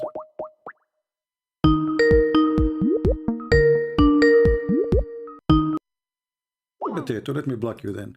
We heard of Tuiva Singer. Tuiva Singer, he said that the one who believed that Mary, she was given birth as a virgin, he is copying the stories the Christians, they copy from the Greek mythology. And the video is there, I made it there. And the video of him saying that and me speaking about that. So you stupid Muhammad, and if you believe, if you follow, if you like Tuiva Singer, he just said that Muhammad is a fraud because Muhammad, he agreed with the birth of Jesus to be born of a virgin. But according to Tuiva Singer, this is a Greek mythology. So Tuiva Singer actually, he insulted Muhammad and he called him to be a fraud. But does it matter really for you? For you, you support anyone who insults Jesus. Even if he insults Jesus, Muhammad in the way, it's okay. Muhammadan. Their hate blind them. How in the world, you Muslims, did you hear about Tuiva Singer? We heard about him. He is a potato, son of Muta, like your prophet. He claimed that the Christians, they worship a man, but isn't it Abraham? And I made a video about it just a few days ago. And he admitted from his mouth that God the Lord, he came as a man to Abraham. The Christians, they are pagans, they worship a man. So there's no need for me, Abdul, to decline my call. You are a coward. Potato. Who is a brave Muhammadan is willing to call us, or let us call him, to tell us why he kissed the black stone until now we did not start. The black stone kissers, where are you?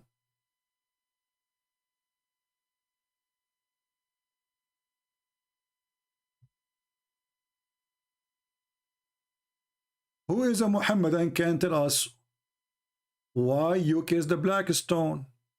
Is it true that Muhammad, he says that the black stone is the right hand of Allah?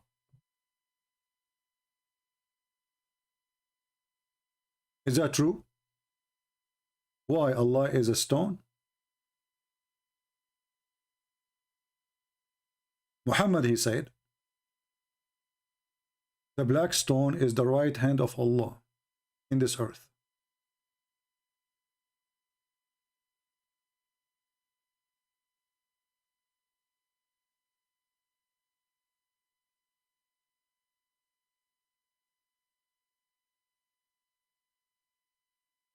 Any Abdul?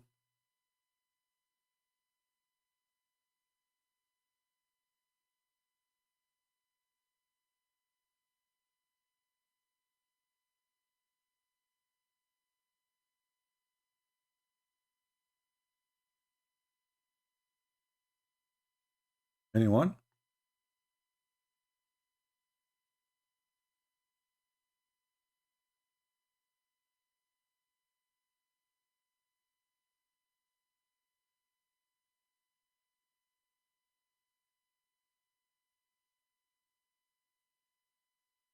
Why Muslims kiss a black stone?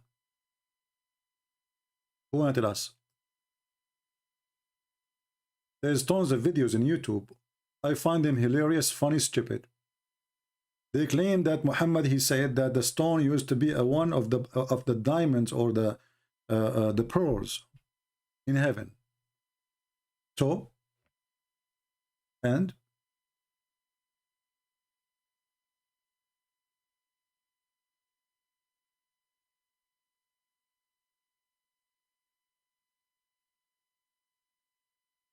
any Abdul?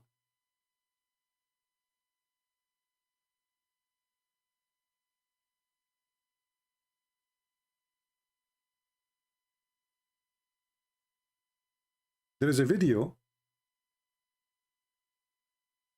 in YouTube. Actually, I have the link for it in the description. It's called "Kissing the Black Stone Struggle." Can you believe it?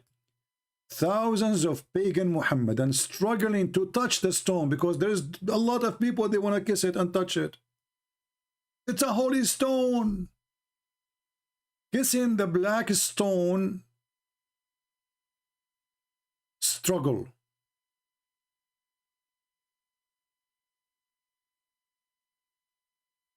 This is the name of the video. If you go in the beginning, it says the struggle to kiss the black stone on the Kaaba.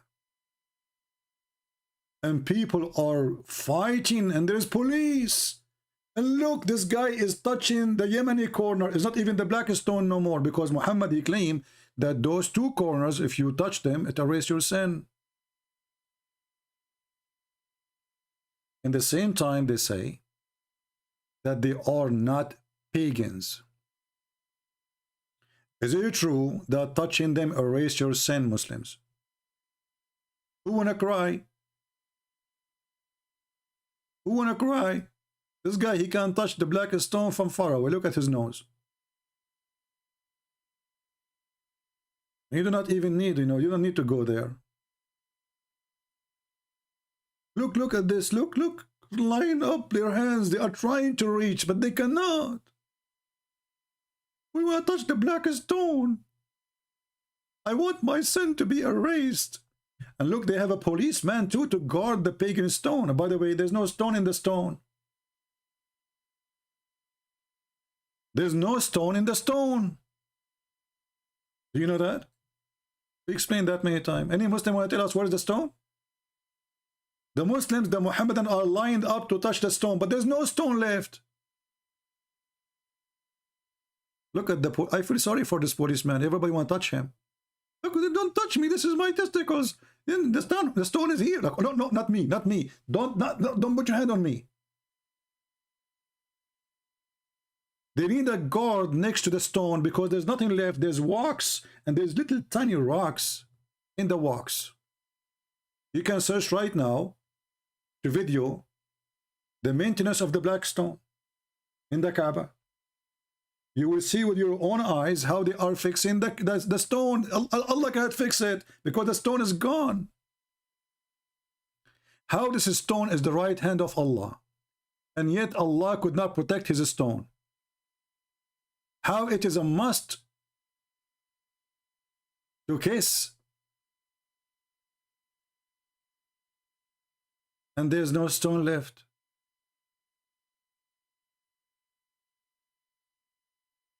This guy, he said that there's many attempt to steal the black stone. Abdul, there's no black stone. You are a fraud. The attempt is gone long time ago. Look at this idiot.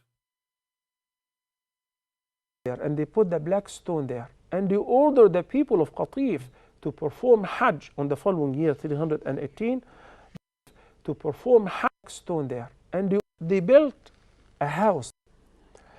And not only that, they built a Kaaba, did not have the Qibla, and as a matter of fact, they kept it there for 22 years like in what? the peninsula, and they took it with them to Al-Ahsa or Al-Qatif, the Kaaba, and they stole it, and they took it with the Kaaba, and they stole it, and they took it with them the Kaaba, and they stole it, and they took it with the Kaaba, and they stole it, and they took it with the Kaaba, and they stole it, and they took it with the Kaaba, and they stole it, and they took it with them the Kaaba, and they stole it, and they took it the Kaaba, and they stole it, and they took it with the Kaaba, and how in the world we can steal the stone of Allah?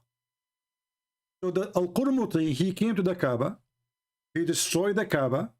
This guy is not telling the whole story. He destroyed the Kaaba, he demolished it. Because you cannot take the stone without destroying the Kaaba anyway. And then he took the stone with him. But isn't the Quran have a chapter, it's called the chapter of the elephant?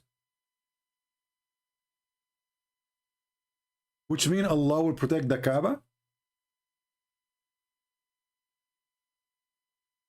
I'm not going to ask how the elephant came there, which is very funny because there's no elephant can live and survive in the desert. Saudi Arabia is not the jungle of Amazon. Alam tara what Allah did to the people of the elephant? What he did with them? He killed them, brother. He killed them to protect the Kaaba, brother. Allah, he sent birds, F-16, F-35, birds, you know, birds, little birds. They carry stones. Didn't you see? Look, but Muhammad did not see it. Have you seen Muhammad? He did not see it. Was Muhammad at that year exist? Even the verses is stupid. Muhammad, he never saw this story because supposedly it happened long before his birth. I mean, do you see the stupid of the language? Didn't you see? Well, he wasn't there. And then Allah, he sent the birds and he strike the folk with it. He strike them with the cooked clay. Cooked? I'm so glad it's cooked. I don't like it raw. So how come Allah did not send his birds to protect the Kaaba when the Kaaba destroyed many times already? And the guy, he took the black stone and he make it a poo-poo stone. And what make it more hilarious is this. Let me show you. The screen is off, don't worry.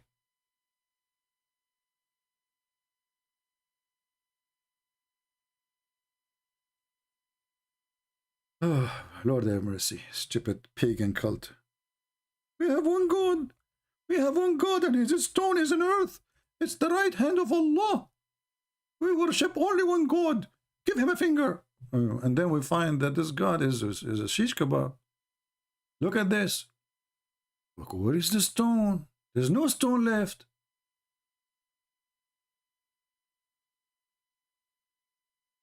People, look with me. Do you see the stone, the black stone? There's no stone. Let me take off the banner here. Oh, give me a second. So you can see better. Do you see the brown? This disgusting brown thing? This is wax. And this is what is left of the holy stone of Allah.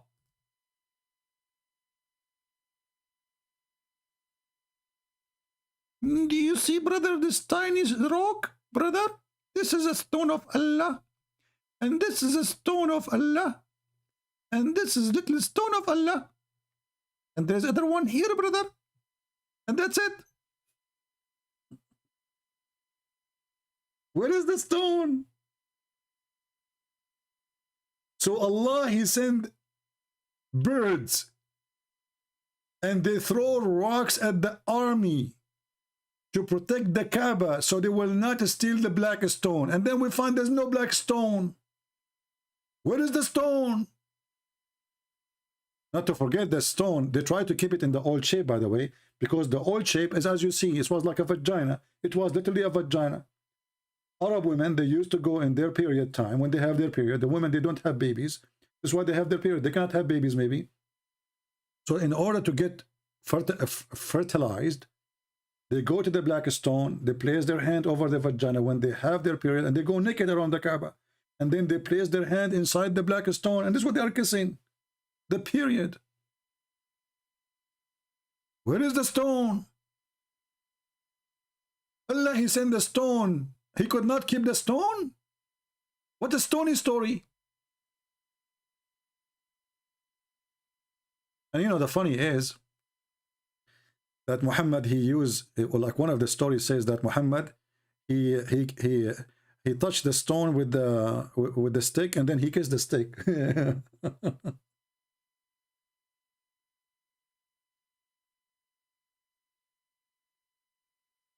That's mean you can take an underwear of your wife, throw it in the black stone, bring it back to the Muhammad, and they will kiss it. He touched it with the stick, and then he kissed the stick. That is a sticky story. Any Abdul? We are not pagans. So why you kiss the black stone? Because it's holy.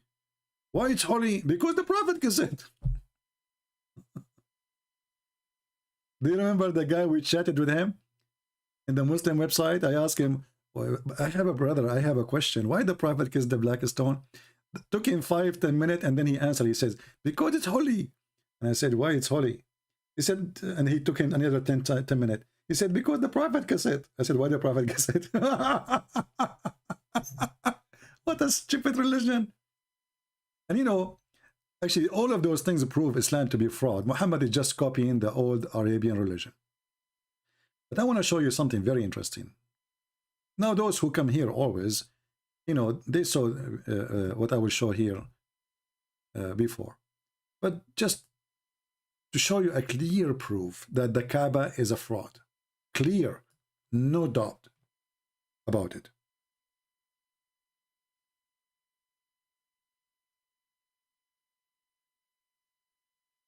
Look at this, brother. Let's put it for you on the screen.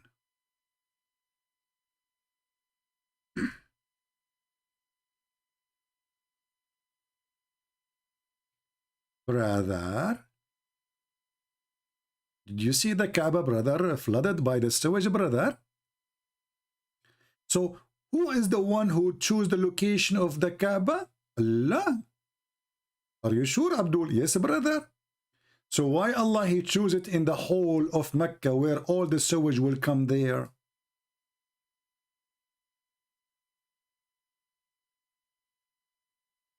Huh?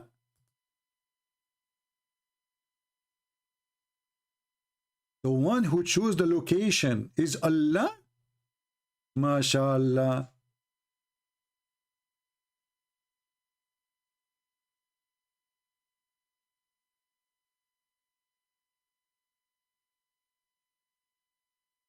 This is the holy house of Allah, and now all in Saudi Arabia they call it Bayyara. You know Bayyara? Bayyara is excuse me, it's a shithole. Shithole, literally. You know, there's a hole next to the house where all your there's no sewage, so all your poo-poo go in that hole. So when rain come, the poo-poo will float. You know the miracle of the poo-poo? Float. The poo-poo float. Like there's some stupid people, they go in the beach and they go inside the ocean, and supposedly nobody will see what they are doing. So he take off, or she take off her panty, and they do poo-poo, and then the poo-poo will fly around their neck. Like what? How smart you are. So poo-poo will float, you know, and though will go to the lowest point, and that is the Kaaba. Well, cannot Allah, if He is God, to save His house? Look, this guy here is swimming. He's doing marathon swim. Look, look. So can this God, He raised the Kaaba a little bit so the poo-poo will not go there? I mean, don't raise the whole Mecca, just raise the Kaaba at least. Put your finger there. So there's no black stone left. The Kaaba is flooded, and thanks to the American engineering, now the flood in the Kaaba is not as before, but still. they build kind of a dam.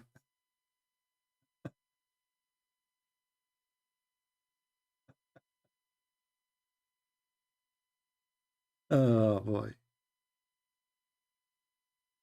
Why Abdul are not Korean? Nobody is proud about the Kaaba? What is the true believers, the one who worship one God, and we are not pagan? What happened?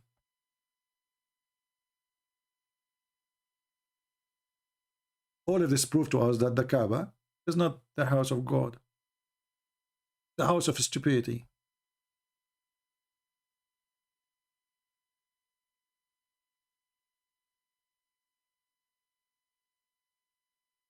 They are walking inside the mosque of the Kaaba, around the Kaaba, in the water, the sewage.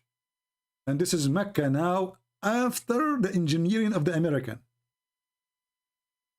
This is after the American help.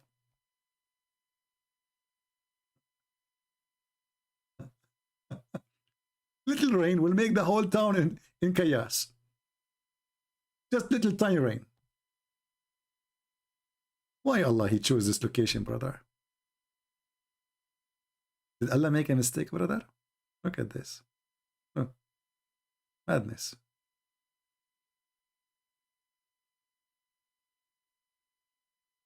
So the black stone is gone. There's no black stone left.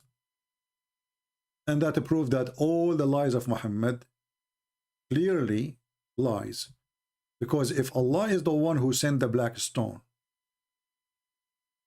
then the black stone should stay forever protected and we do not need to do maintenance to it. Correct? We do not need to do maintenance to a stone sent by God, and this stone is going to witness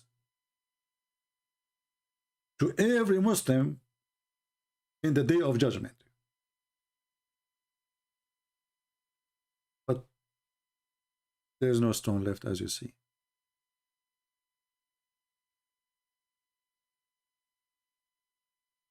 Let us show you some reference.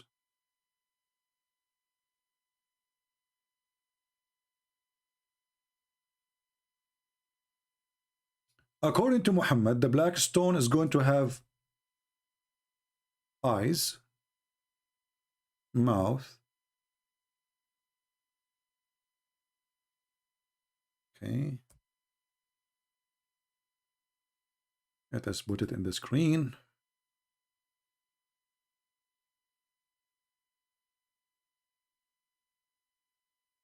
Allah Messenger, he said, I swear by Allah that Allah will certainly raise it up on the day of resurrection. The stone will be raised up. Where? What do you mean? Of the stone? Is it stone? And in that day, in the resurrection, is going to have eyes which it will see, and a tongue which will speak. Muhammad, which is stone? There's no stone left. So based on this, Muhammad, he claimed that this is a stone will live, at least survive with us, even until the day of judgment. And this stone is going to witness for every Muslim who touch it. But as you see, there is nothing left in the stone. Nothing, literally nothing. It's gone. Muhammad is a liar. His God could not protect his stone.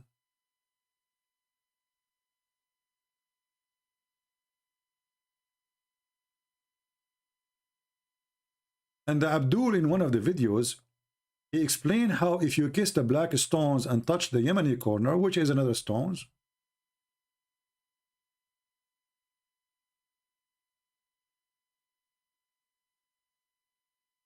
that will erase your sin. Will do what? Will erase your sin. Can you believe the madness and the garbage of this religion? And yet they claim that they are not pagans. And not only that, they built a house. Let's see what he speak about the.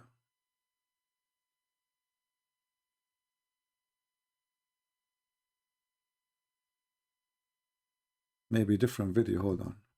I saw a video of this Abdul. Speaking of that, maybe not this video here. Okay. Shut up.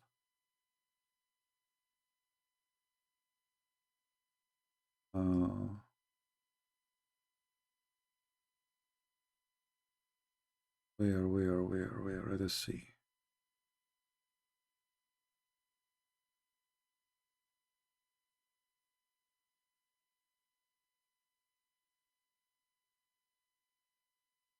Yeah, maybe this one. Let us see here.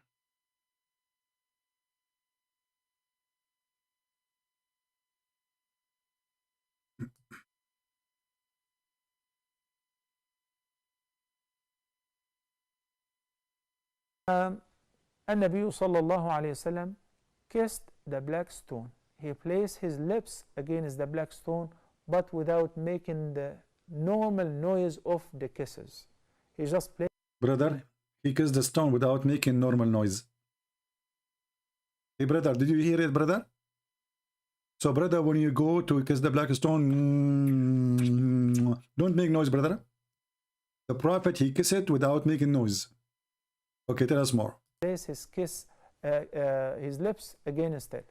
And Umar ibn Khattab, may Allah be pleased with him, upon seeing the Prophet ﷺ doing so, when he was performing tawaf once, he kissed the black stone and he said, by Allah, and this is the most important part of this answer.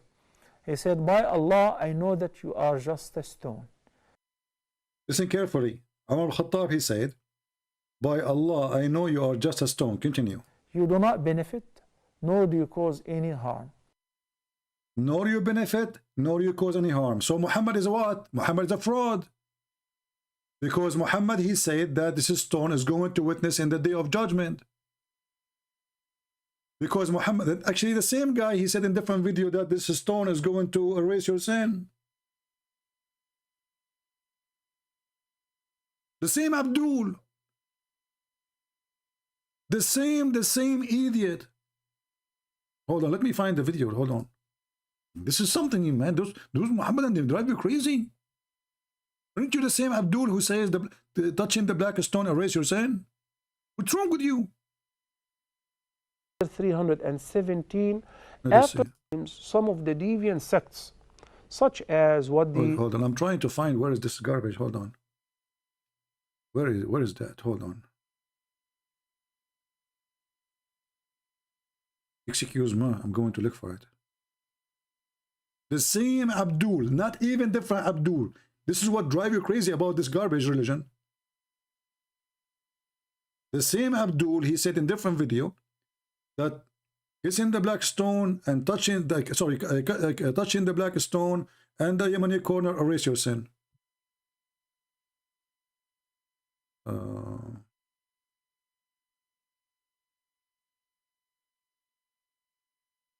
Let us see.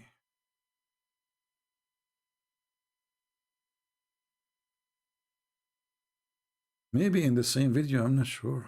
Okay, hold on.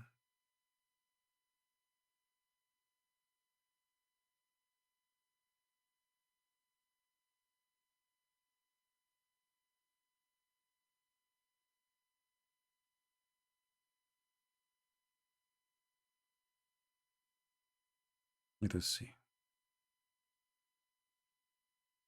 This shows to show you how those people, they convert themselves. Here we go. The same Abdul, not different Abdul.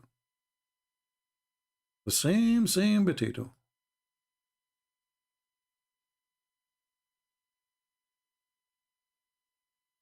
And we must clarify that to those who are going to perform Hajj or Umrah.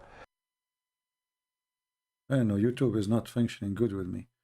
Maybe and non-Muslims, because upon seeing that, they think that, and as a matter of fact, some Muslims may think that there is, for touching the black stone, you'll go straight to heaven. What the Prophet ﷺ said in this regard, Number one, in the sound hadith, which is narrated by Anas ibn Malik, he said, Al-Hajar al-Aswad min hijarat al-Jannah. The black stone is one of the stones of paradise. And secondly, he said, the black stone came down from heaven and it used to be whiter than the milk. And it turned dark due to the sins of Bani Adam, the children of. Remember this statement here, that the black stone used to be white like milk and sin made it black. And this is explained why the Quran claims that Allah, He made those who they are against Him black. يوم تبيض وجوه وتسود وجوه, or اسودت وجوههم, in different verse. So sin is the one who made the black stone black. Otherwise it was white. It's very important. If you are a black person, this filthy prophet claiming that sin made you black. And there's a hadith actually, we show it many times, about Allah, how He created black people from the shoulder of Adam. And He said to them, you go to hell and I don't care. And He created the white people from the right shoulder of Adam.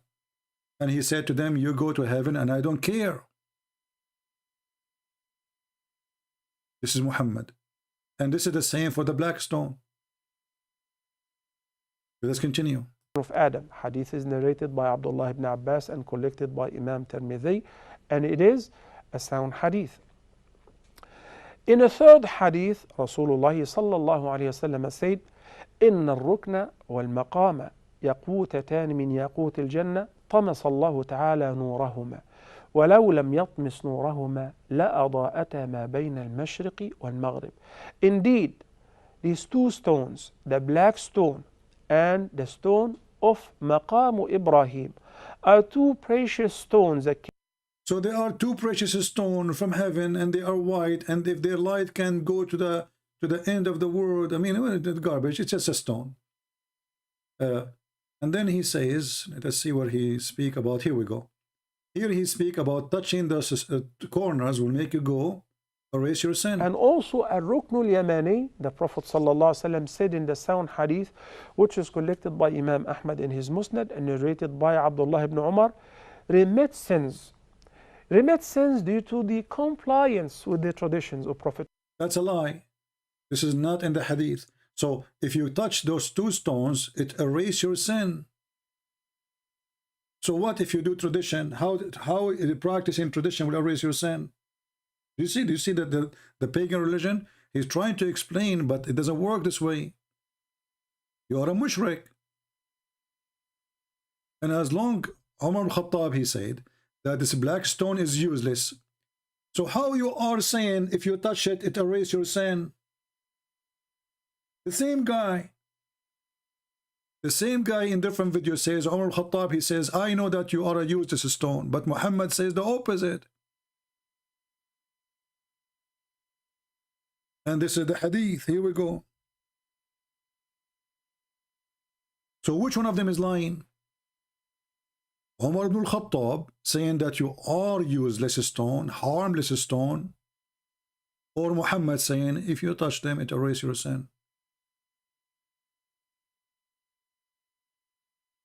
Read. Here we go. This is the hadith he was quoting for us. Abu Abdul Rahman, why do I only see you touching these two corners, which mean the corner where the stones brought from Yemen, it's called Yemeni corner, and the black stone? He said, I heard the Messenger of Allah saying, touching them erases sin. But the same Abdul, he got busted, he's a prophet, by quoting what Umar al-Khattab, he said. He says, I know that you are used as a stone, harmless stone. There's no benefit from you. Muslims, which one of them is telling the truth? Umar or Muhammad? As what the Qaramita did. Al-Qaramita. Not this one, hold on. The other one. Here. Go ahead. Nor do you cause any harm. How do you cause any harm? You do not benefit. You do not benefit. You are just a stone. You are just a stone. You are just a stone. You do not benefit, nor do you cause any harm. You are just of this answer. He said, by Allah, I know that this is the most important part of this answer. He said, by Allah, I know that you are just a stone. You do not benefit, nor do you cause any harm. So why you kiss it? And then he continues saying, just because the Prophet kissed it, I'm kissing you. So why the Prophet kiss it? Same time, this is against what Muhammad said. Muhammad, he said it clearly, and you are the one who quote his hadith, that the one who touched them, it erase your sin. And Muhammad said that is going to come with eyes and with tongue, which will make it, by the way, look very nice. Look at this. According to Muhammad, the black stone will come with eyes and tongue. And now here we have to use, I have to use some of my skills, hygiene skills, let us say. Excuse me. I can't resist the temptation of being an artist, born as one. It's in my blood. So it's going to have eyes. Look at this. Who can do that? Oh, beautiful.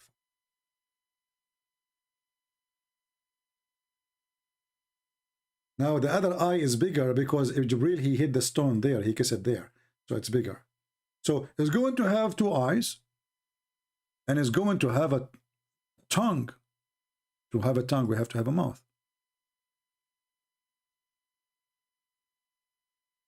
And just to make you be able to see the tongue better, we have to color it a little bit. So the Muslims will not be upset. We have to show respect to the black stone, remember that.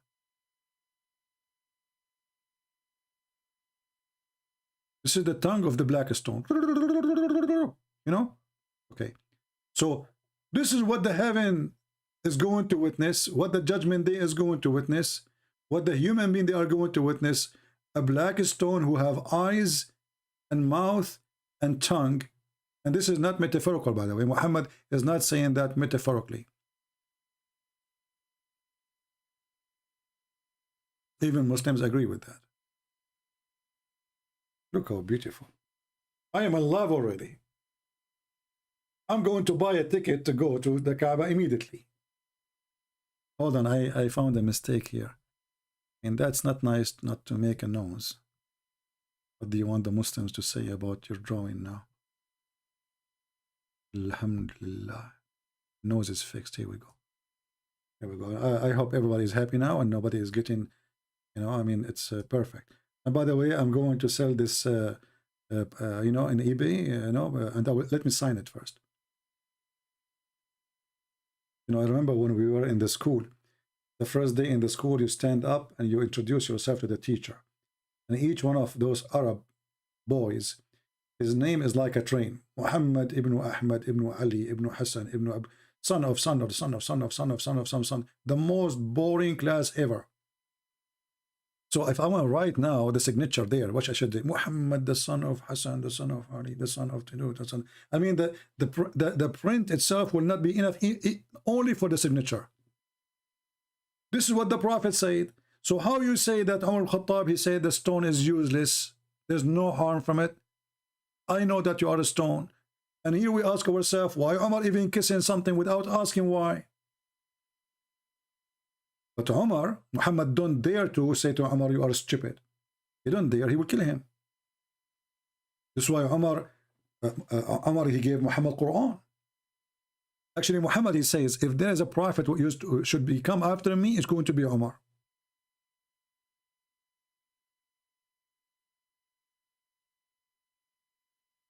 And Abdul. And then in the same time, we find there's nothing left of this stone. There's no stone. Sadly, there's no stone. As you see, look at them. Look. This is a stone. This is a stone. This is a stone. This is a stone. I think this is a little tiny one too. Maybe one here too. There's no stone. Rocks. Little rocks. If you go right now to the YouTube,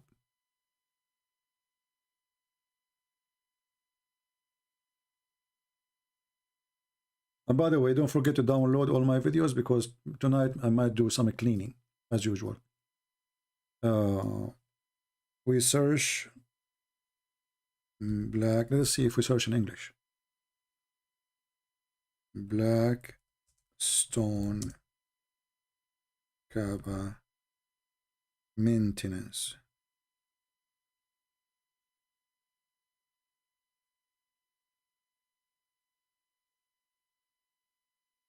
Here we go. I just search. You can go watch it yourself. Hajar al-Aswad, black stone maintenance. Cleaning and maintenance. Cleaning and maintenance. Let's put it in the screen for you. Do you see it? They do maintenance to the black stone. It's not self-repair.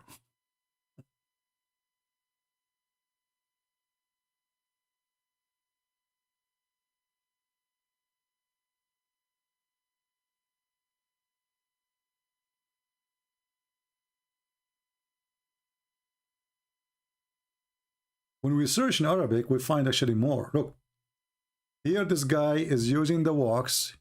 Look, using the wax to fix it. Hot wax.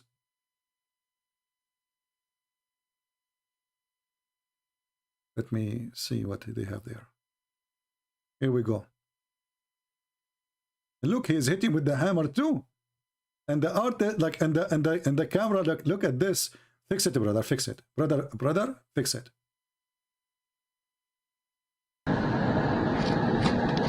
Yes, scratch, yeah, scrub the dirt. Aha. Yeah. MashaAllah. Yeah, look. Don't block, don't. Yeah, now it's time to. Yeah, scrub. Hey, you're getting closer. Don't touch these rocks, be careful. It will come out. Alhamdulillah. How this stone is sent by Allah, and this stone need maintenance, and there's nothing left of it?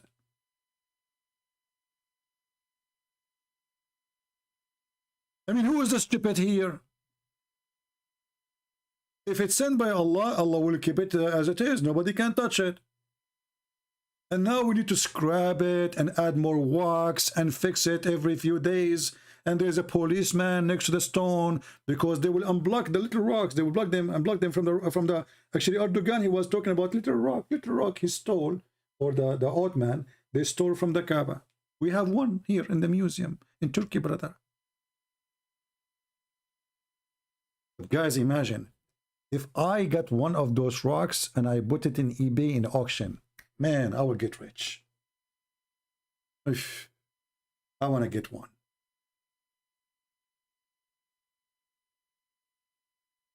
The bidding will be on it like a crazy. Take the black stone, save the black stone from the hand of a Christian prince.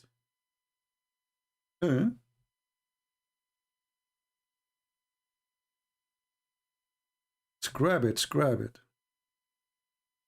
So guys, I'm not going to keep this video for long here. I'm going to take them down all maybe after a few hours. So download as soon as you can. And by the way, the video yesterday, 2 days ago we made, yesterday it was 19,000. Today in the morning it was 17,000. So obviously, as usual, the Abdulism YouTube is playing with us, you know, nothing new. So because I looked, I mean, have you ever heard of account go backward? So obviously they are playing their dirty game with me. It's okay, you know. For us here we share. And now when you download the video, please cut it pieces. You can cut every comment if you want to make it a video, and respond to it. This way will make it easier in your channel for people to watch. And I don't mind, by the way, people making money from my videos. I see some people, they send me email. See, this guy is making money from your videos. So what? Are you jealous? Make money from my videos too. Good for you. I wish all the Christians make money from my video. Why not? I am the last one who make money from my videos. As you see, I cannot get ads in my YouTube because YouTube hate me. They hate me very much. All of you, feel free. Take my videos, play ads on them. But I warn you, they will play ads of Abdul on them. So this is not really for me. I encourage people. I wish you all to make money from YouTube. Why not? And if you are jealous that somebody is making money from my videos, will stay away from me. I will be upset if somebody claiming to be me collecting donation in my name. That will be a different story. But as long he is doing the right thing, who cares? Nagla Mu'min. How are you, Nagla Mu'min? Nagla, why you don't call me? Why you don't call me? What if I show you from your book about the book of number? And then you will cry. What if I show you from your books that this story is about a person, his name is Shaul, in your books, not my books. And the enemies, they killed all the Jews, only one child left. They killed women, they killed everybody. Do you dare? You're a potato.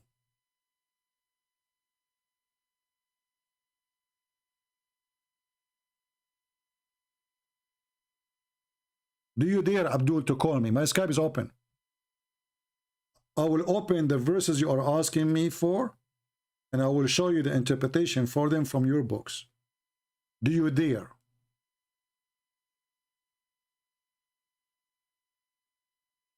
Who of you remember those? Do you remember when we made a video about this? Who remember? Any one of you save the reference, the link?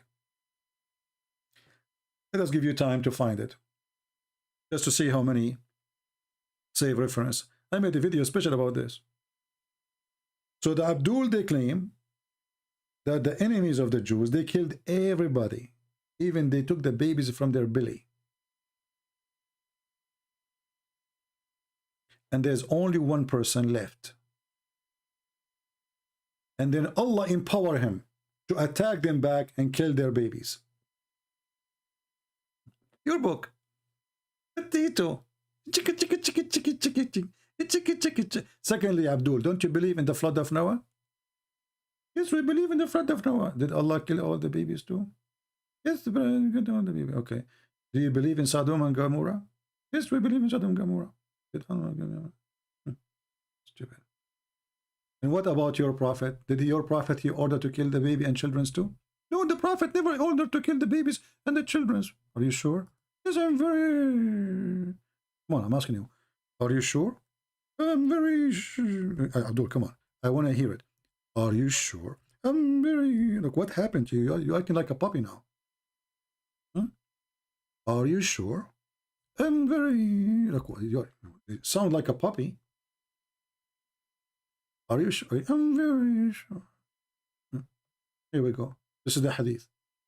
They told him when we attack the mushrikeen, we are killing their babies, their children. He said, so what?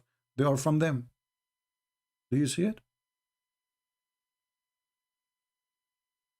This is weak hadith. No, this is not weak hadith. It says, Sahih al-Bukhari and Muslim.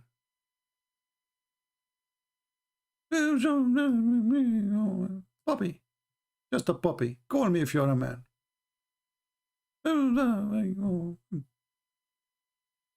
And you claim, you know. And why your prophet, he swear by it then? Okay. Somebody is trying to call. Let us see if he is a Muslim or not. Don't call me, don't, text me first, tell me I'm a Muslim, I will take your call. Otherwise, I will block you. You have to text first and tell you are a Muslim, you wish to be live on air. Then I will call you. Do we have any Abdul?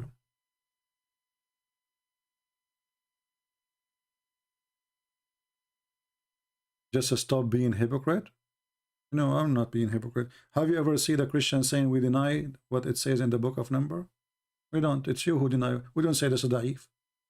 Hypocrite, potato. It's you who deny. We don't.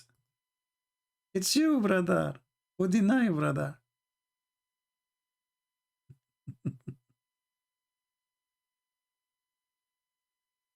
You stop being a hypocrite. Each time we show you something, you say da'if. It's you, hypocrite. We don't say the book of number is da'if.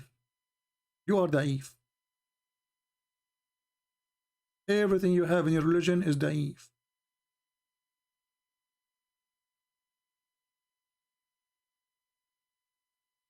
Do we have any Abdul?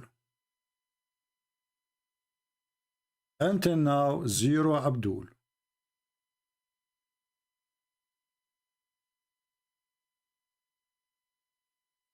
Well, if you are not a Muslim, my friend, you can text in the chat, not in Skype. The same as the rest. Put your question in the chat. You're blocked. Anyone who will send me a text message in Skype, you are just, trying to bother me simply. A million times I said, Skype is only for Muslims. So why you go and text me in Skype? What's wrong with people? A Muslim, he criticized me. So what we are doing here then? Post your question in the chat like everybody. Are you special?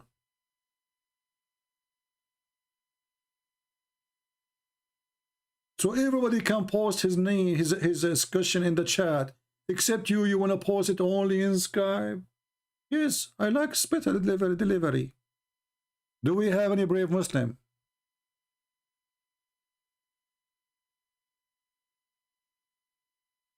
Do we have any brave Muslim there to call us?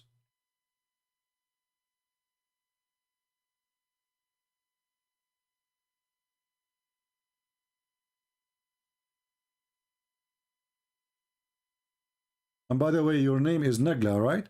I mean, this is remind me of the Negla seed. Your prophet is a Dr. Muhammad. Remember that. Mimi Hijab, when he go live on air, each time he have little thing he's doing commercial, Brother, buy it. You can find it in the link below. You can get rich from the stupid thing. Negla seed. Yes, brother. If you have any problem, it has a solution for everything. Like, what the heck? Except death, brother. This is additional proof that your prophet is a stupid. All seed, by the way, have a benefit. We cannot deny that. Any seed. Even seed inside an orange. Any seed. It has, it is food. As long as food, it has benefit. Anything can be a food. It's useful. Okay. Muhammad is a special doctor. He knows everything. And when he says something, he's stuck with it. That's it. He heard that the black seed is used by the Arab, so he's stuck with it. He heard that the Arab, they use honey, he's stuck with it. Like the story of the guy who came to him, and he said to him, my brother is sick, his stomach, He said to him, give him honey. The guy, he came second time. He says, my brother is more sick now. He said, I told you give him honey. He said, I gave him honey. Third time he come, fourth time he come, and the guy is getting more sick, he's dying. Then the prophet scream at him and says, your brother's stomach is lying, and Allah told the truth. Have you ever heard of a doctor like this? So Negla seed, do you agree with your prophet that this seed have a solution for all problems in the world? Anything except death, brother. If you have a cancer, take the Negla seed. If your wife, she can't have babies, take the Negla seed. If you yourself cannot have a baby, take a Negla seed. If you have corona, take Negla seed. If you have a fever, take Negla seed. If you have food, take Negla seed. If you have, even if you are not really having money in the bank, take Negla seed.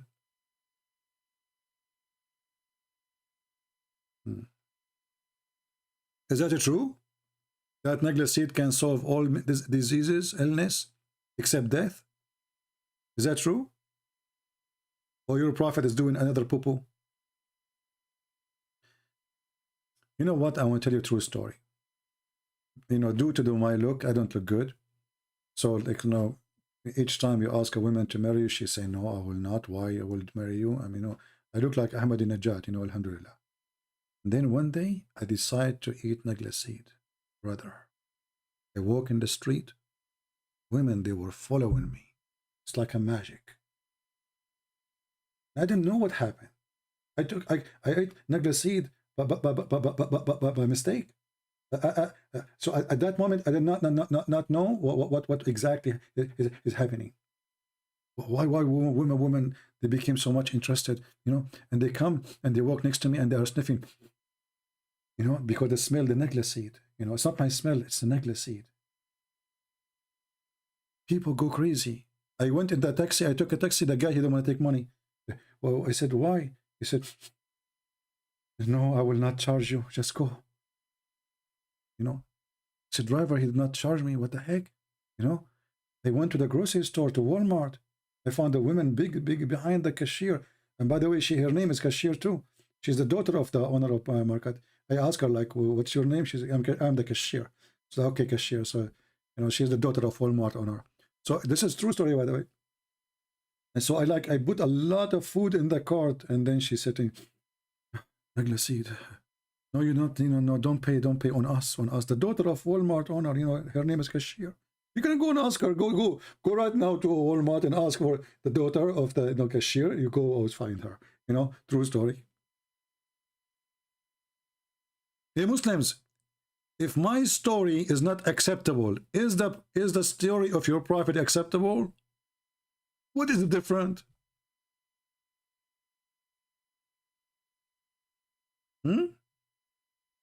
What is the difference? Negla seed.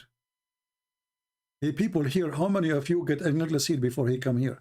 From now on, you don't enter my chat without eating negla seed. I want to be sure that we are not going to spread illness here. Okay? Like, come on, it's against the policy of the Vucci. Vucci. You had mentioned to a brother of mine that you don't believe in fate. How come your God fated the rooster to crow? He told one of his apostles. You see, Abdul. Well, my God, he is in charge, right? As an example, you know, we as a Christian, when we say in faith, this is about committing sin and etc. But are we going to die, all of us? Yes. So here we go. You can say, just to help you, just to show you how stupid you are. We do not need all this drama about rooster. And don't talk about rooster, by the way, because your prophet, you know, he copies some from the Jews too about roosters. Okay, this thing is frozen. Okay. So, is my internet working, guys? I'm not sure. I feel like it's frozen somehow. So, Abdul, all of us, we will die. So, we have a fate of dying.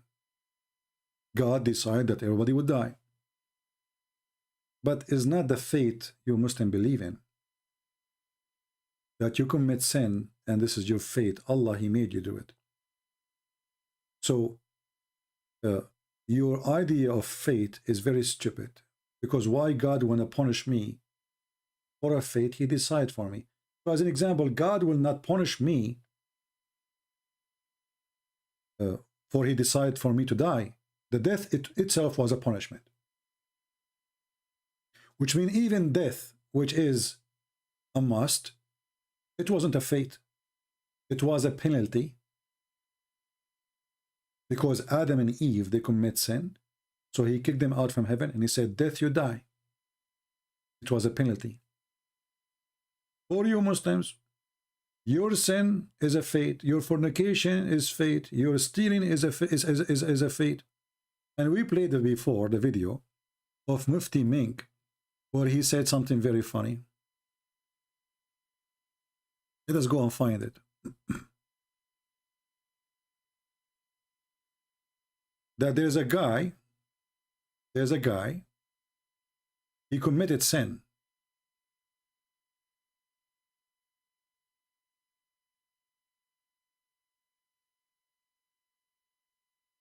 He stole, he's a thief.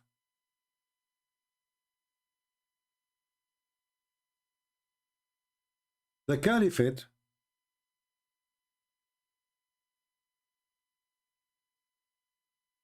he came to the caliphate, or they brought him to the caliphate, And they said to him, he said to him, why you are going to punish me for something is written for me to do? It's my fate. Let us see if we can find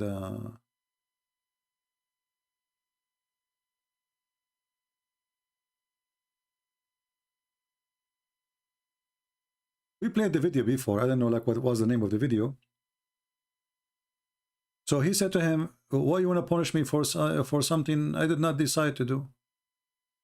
And then the Mufti Mink, he said, well, this is a quite good argument, if you think about it. And then he says, the caliphate, he was a few steps ahead of this Muslim. So he said to him, well, it was destined for you to be punished by me too. Let me see if I can find.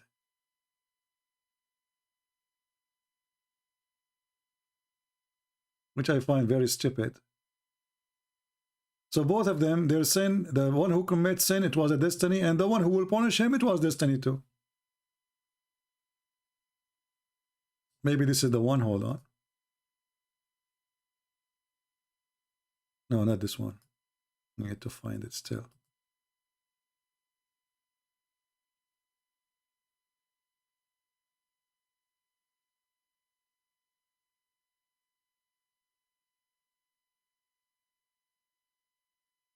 Let us see. Here we go. This is the one. Watch and laugh. Then obviously you would be the fool. A man came at the time of Umar ibn Khattab radiallahu anhu.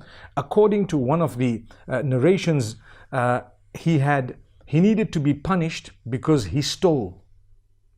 So he comes to Umar ibn Khattab radiallahu anhu and he uses the same line. He says, "Oh Umar, oh Amirul Mu'mineen, how can you punish me for having stolen when it was predestined? My deeds were already written by Allah subhanahu wa ta'ala." Now that's quite a good argument if you were to look at it. Do you hear it? This is quite a good argument if you want to look at it. So what he said to him, why you want to punish me for a deed written to me by Allah? Why you want to punish me? It was written. It was what? It was written. Listen carefully, Abdul. This is your sheikh confirming the stupidity of your destiny. So he's asking, what is my fault? Why you want to punish me if this is a fate written for me to do? Why? Look at the answer. Subhanahu wa ta'ala. Now that's quite a good argument if you were to look at it. My deeds were already punished me for having stolen. Oh Amirul Mu'mineen, how? He says, "Oh Umar, oh Amirul Mu'mineen, how can you punish me for having?" He says, "Oh Umar, oh Amirul Mu'mineen, how can you punish me for having stolen when it was predestined? My deeds were already written by." He says, "Oh Umar, oh Amirul Mu'mineen, how can you punish me for having stolen?" He says, "Oh Umar, oh Amirul Mu'mineen, how can you punish me for having stolen when?" He says, "Oh Umar, oh Amirul Mu'mineen, how can you punish me for having stolen?" He says, "Oh Umar, oh Amirul Mu'mineen, how can you punish me for having stolen when it was..." Okay guys, I'm going to go to the yard of the neighbors. They have nice fruits. I'm going to steal it. And if they call the police for me, I will say to the police, "Oh police, how you punish me when this was destiny for me to be a thief?" And I hope the guy, the police guy, his name is Omar. That will be good. Perfect. So Omar, the policeman, he will come. We. The neighbor called. There's a guy, he's an Arab. He's a Middle Eastern. How you know he's a Middle Eastern? He looks scary. Okay. You know, he took our grass machine. And now he's taking even our why taking what? Why you are scared? He's taking our look, what he took? He took the camel urine, from the yard. He took the camel urine. Must be Arab too. So the police, they come. We. Open the door. Who? Police. Police in my house. Alhamdulillah. Finally. So I will open. Police, why you are here, police? Police. Are you the one who jumped in the neighborhood and took the... yes, I took the stuff and the camel urine too. because it's a holy urine. And what's the problem? Don't you know this is against the law? I said, what's against the law? Don't you know it's a destiny for me to be a thief?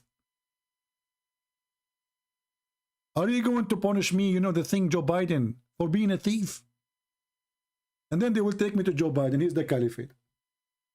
And Joe Biden, he will say to me, like, he will read for me, what is my crime? So he will say,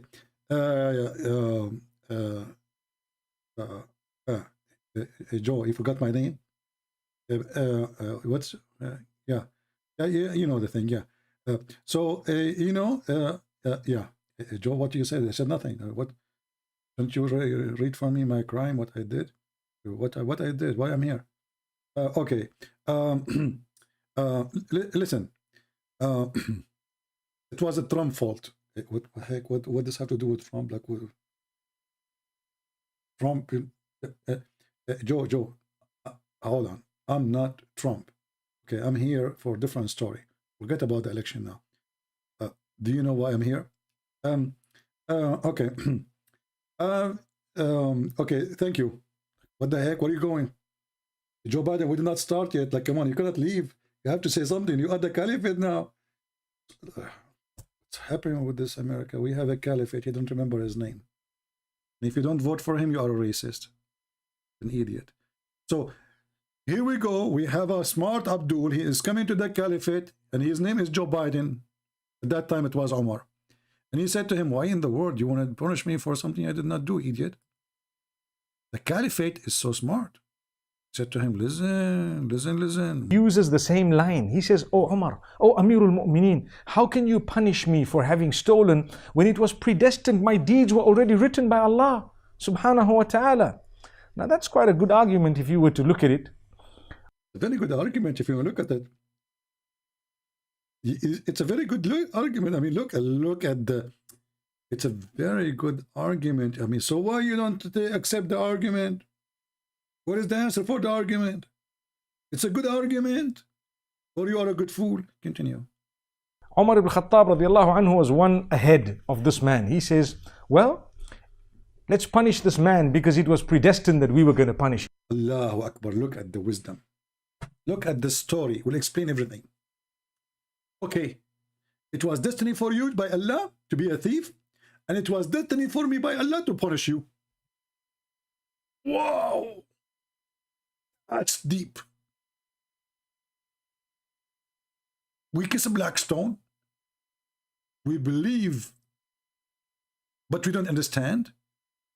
And we believe in destiny, which is stupid, that I will commit sin, for Allah, He wrote it for me to do, and then Allah will punish me for what He wrote for me to do. That's so deep. Hey, Joe Biden, what do you think? You know the thing, and okay, so it's clear. Okay, and now yeah. And my wife told me that the price of chocolate is getting more expensive now. So we are going to help everybody. And what I was talking about? Chocolate. Yeah, we will help everybody, and we will what? Chocolate. Okay, we will help everybody, and we will go to Hawaii for vacation. Me and my wife. Okay. Thank you very much for the conference. Thank you, Joe Biden. You made it. Okay. What's the difference between God's plan and destiny? Well, God have a plan, but you don't have to agree with His plan. This is the difference. As an example, God, He loved the world, so He sent His begotten Son to save the world, right? This is the plan, but you don't have to agree with the plan.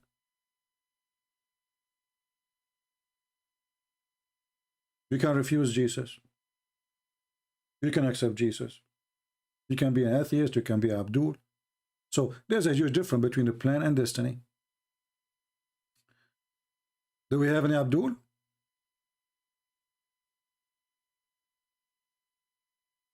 Could you put the link for the, yeah.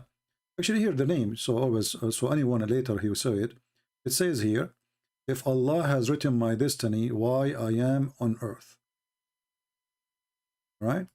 This is the name of the video. Mufti Mink. Official page of Mufti Mink.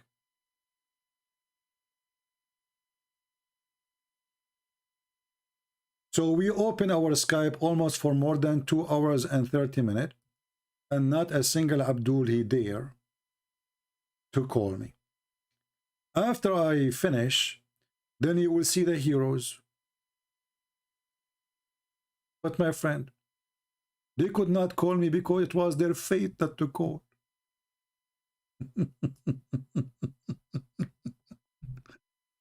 Did you see the stupidity?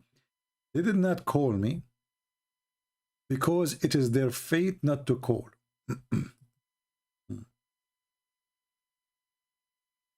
Somebody saying EF Dawad live debate him. Give me his Skype. We will call him right now. And don't text me in Skype. I will block you.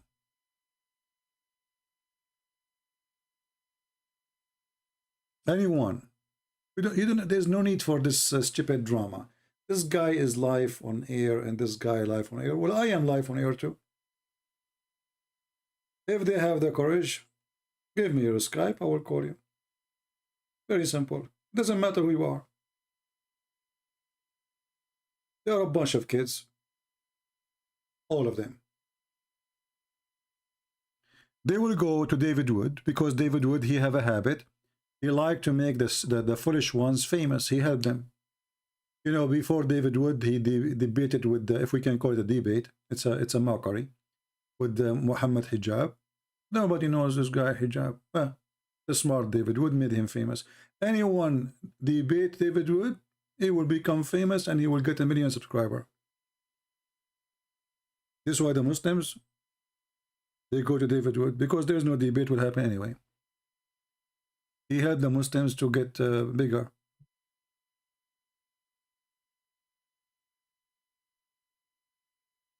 I did not find one debate he did. It can be considered as a debate. So if you are a Muslim, you like to be famous, I will make you famous, but as a fool. Go to David Wood, he will make you famous and you will not look like a fool. This is my advice to you. Any Abdul?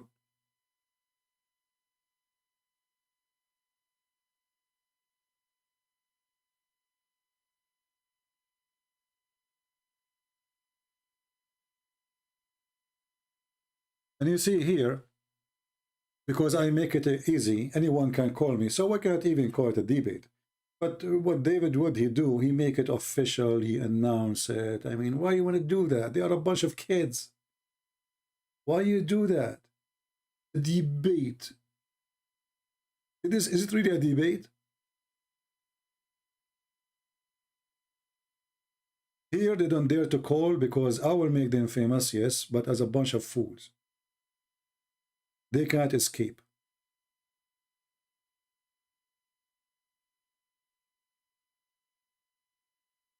Do we have any brave Abdul? No, I don't blame them. It's not obsession. You know, if there is a person, you call him and he will not really make any debate. It's the way he do it. You know, the Muslim can lie as much as he can, and then he don't really corner them. It's a free talking corner.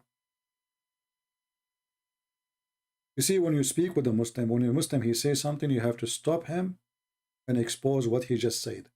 You don't let him rambling for a half hour, and then you take the microphone and you do the same, rambling for an hour. He says something, stop, expose it.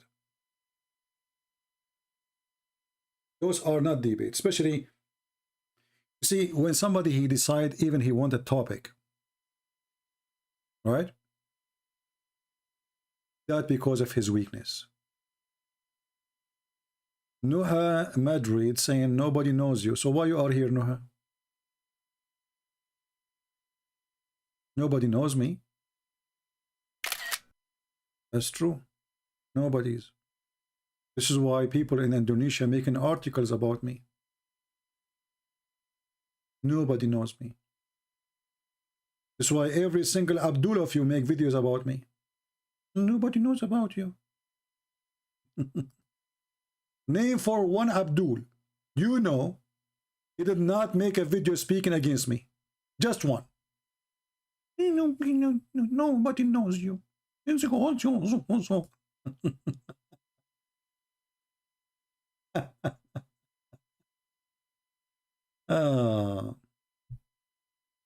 Do we have any Abdul? If nobody knows me and you have a million videos to attack me, so what if you know me then?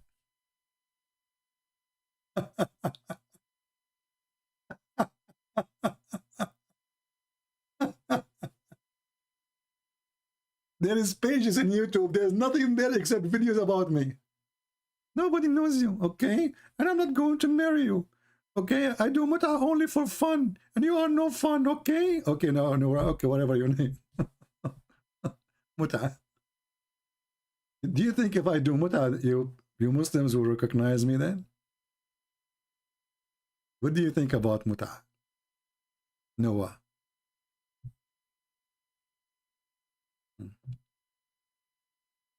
So, wisdom, a lot of wisdom. A lot of wisdom.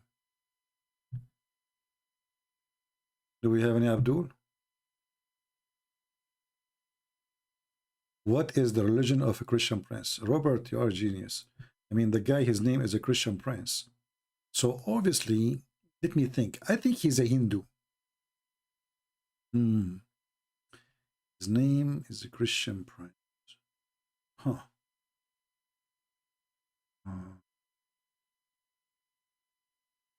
Yeah. He's a Hindu. Do we have any smart Abdul would like to call us? The princess. Okay, Ahmed. If you are not a son of Muta and you are not the female princess and you are a man, give me Skype. I will call right now. He will go. I will go there. Is that fair, guys? Give me Skype, because by calling them, I'm there. So if you are not a son of Muta, you are a man. Go ask your kids. Tell them why in the world you are scared to give him your Skype so he can call right from here. Right now. Is that fair, people? This is my Skype. Why they don't want to give me their Skype? The one who don't want to give me his Skype is the coward. I will call, don't call me. So Ahmad, if you are not the son of Muta, give me their Skype, I will call immediately. Do you dare to give me their Skype? Now, not tomorrow. They have a link. I don't use link. Give me Skype. It doesn't matter. For me, I want a Skype. I use a Skype. Give me their Skype. They have a link. They have a link for Google. Give me their Skype. How many people there? 4 or 5? And how many go and listen to them? 120?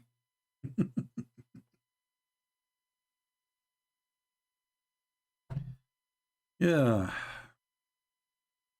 Your sheikhs don't dare even to say hello to me. Those kids, they don't even know how to say their prophet name correctly.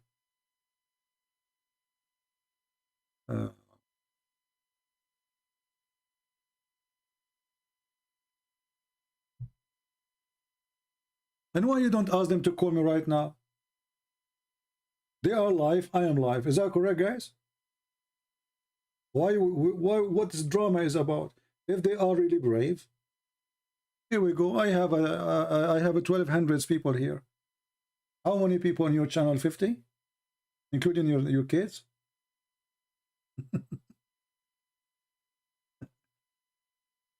Anyway, so we go back to the Black Stone, brother.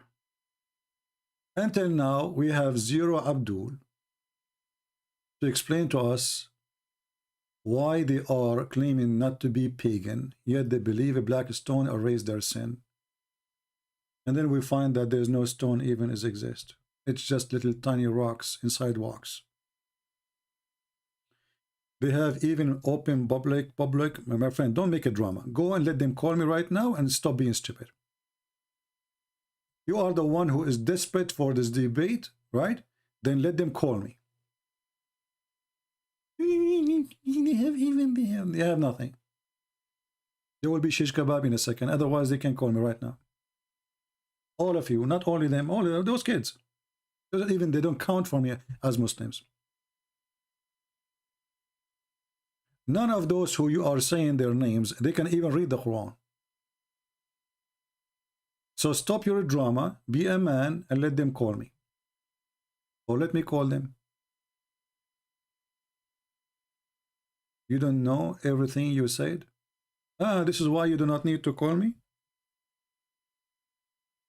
Ah, okay.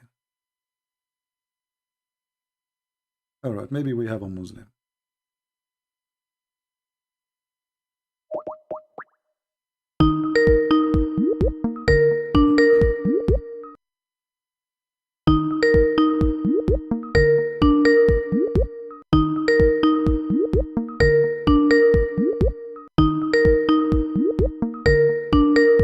Answer, please. Hello?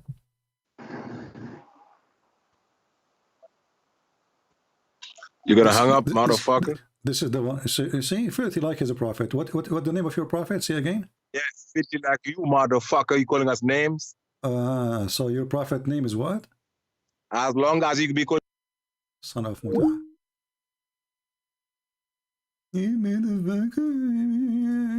True Muslim. True Muslim.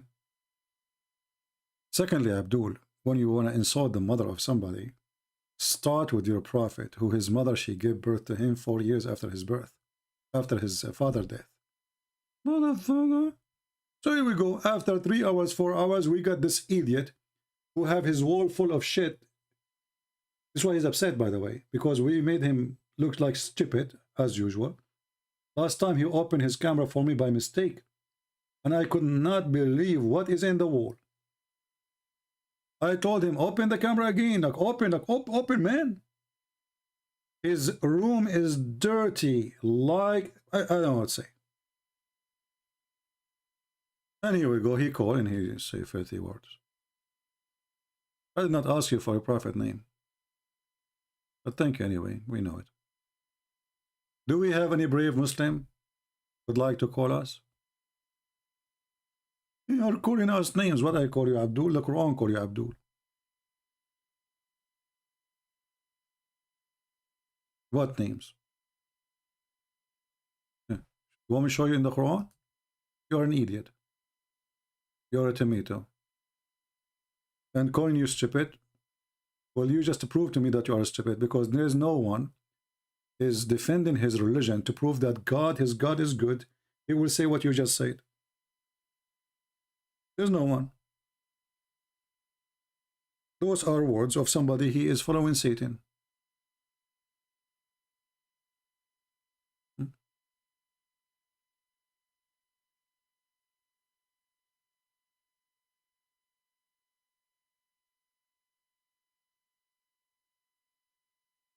Do you see what the Muslim they translate the word?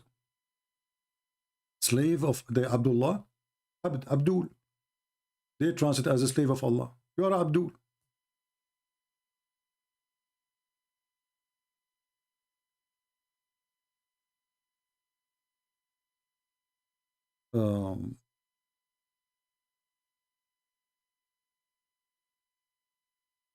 Do we have anyone?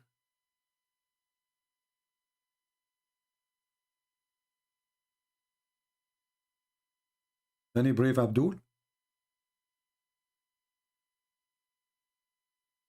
Who is a brave Abdul? He dare to call us. Doesn't matter how big, how small you are.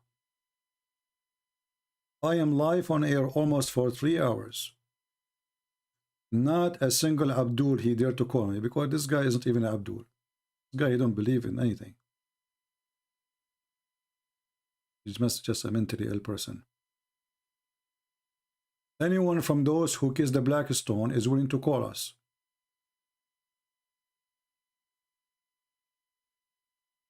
Anyone?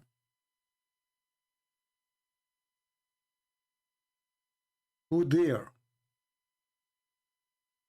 You do not need to call me. I will call you. Just say hello to me in Skype. Anyone? They get upset for I say muta. You know, your Quran says you do muta and you are a son of muta. The Quran says pay them their wages. The women you sleep with, who they are, your mothers. Is that my fabrication?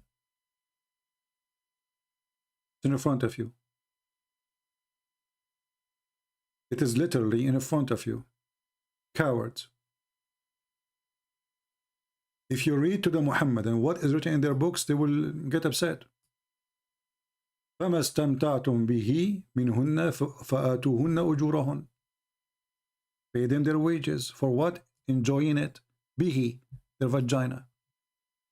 You are son of muta. Your father, he paid your mother for enjoying it. Read it. The Muslim translation, they try to fix it.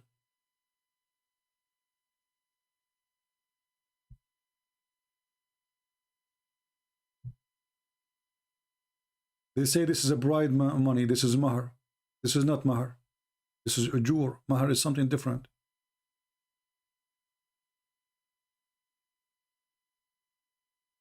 To prove it, we go to the interpretation. Chapter 4, verse number 24. Muslims in their translation to try to hide, you know, the madness of Muhammad. How filthy he is. Here we go. Is that my interpretation? Is that my scholar? No. This is your scholar.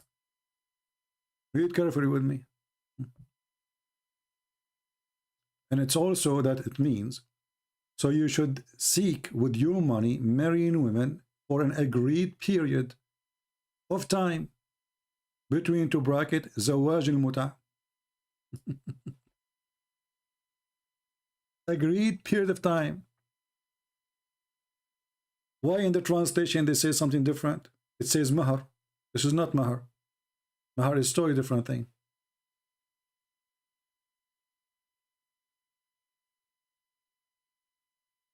Do you see it? This is the official government website of the Kingdom of Jordan. And the one who is explaining the Quran, he is the cousin of Muhammad himself. And this is the name Muhammad he chose. This is the only name actually he chose to explain the Quran.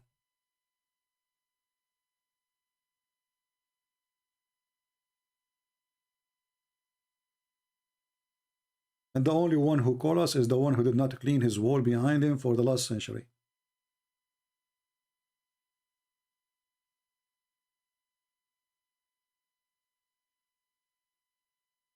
Just text me in Skype and I will call you. Any Abdul? What is the fear? What is the problem?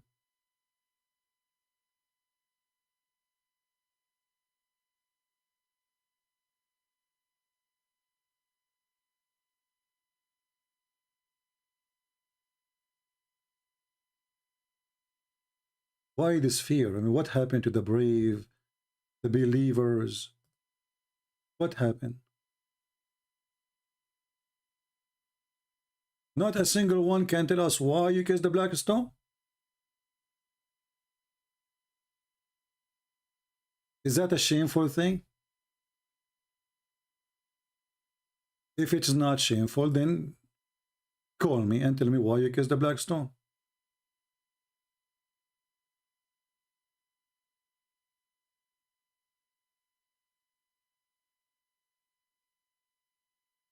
Anyone?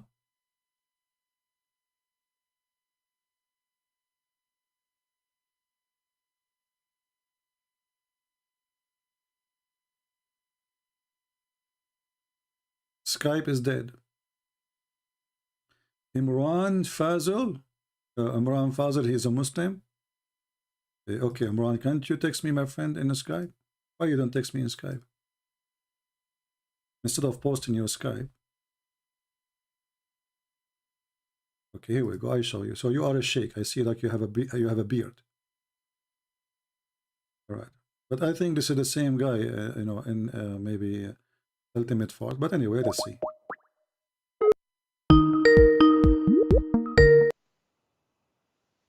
Hello?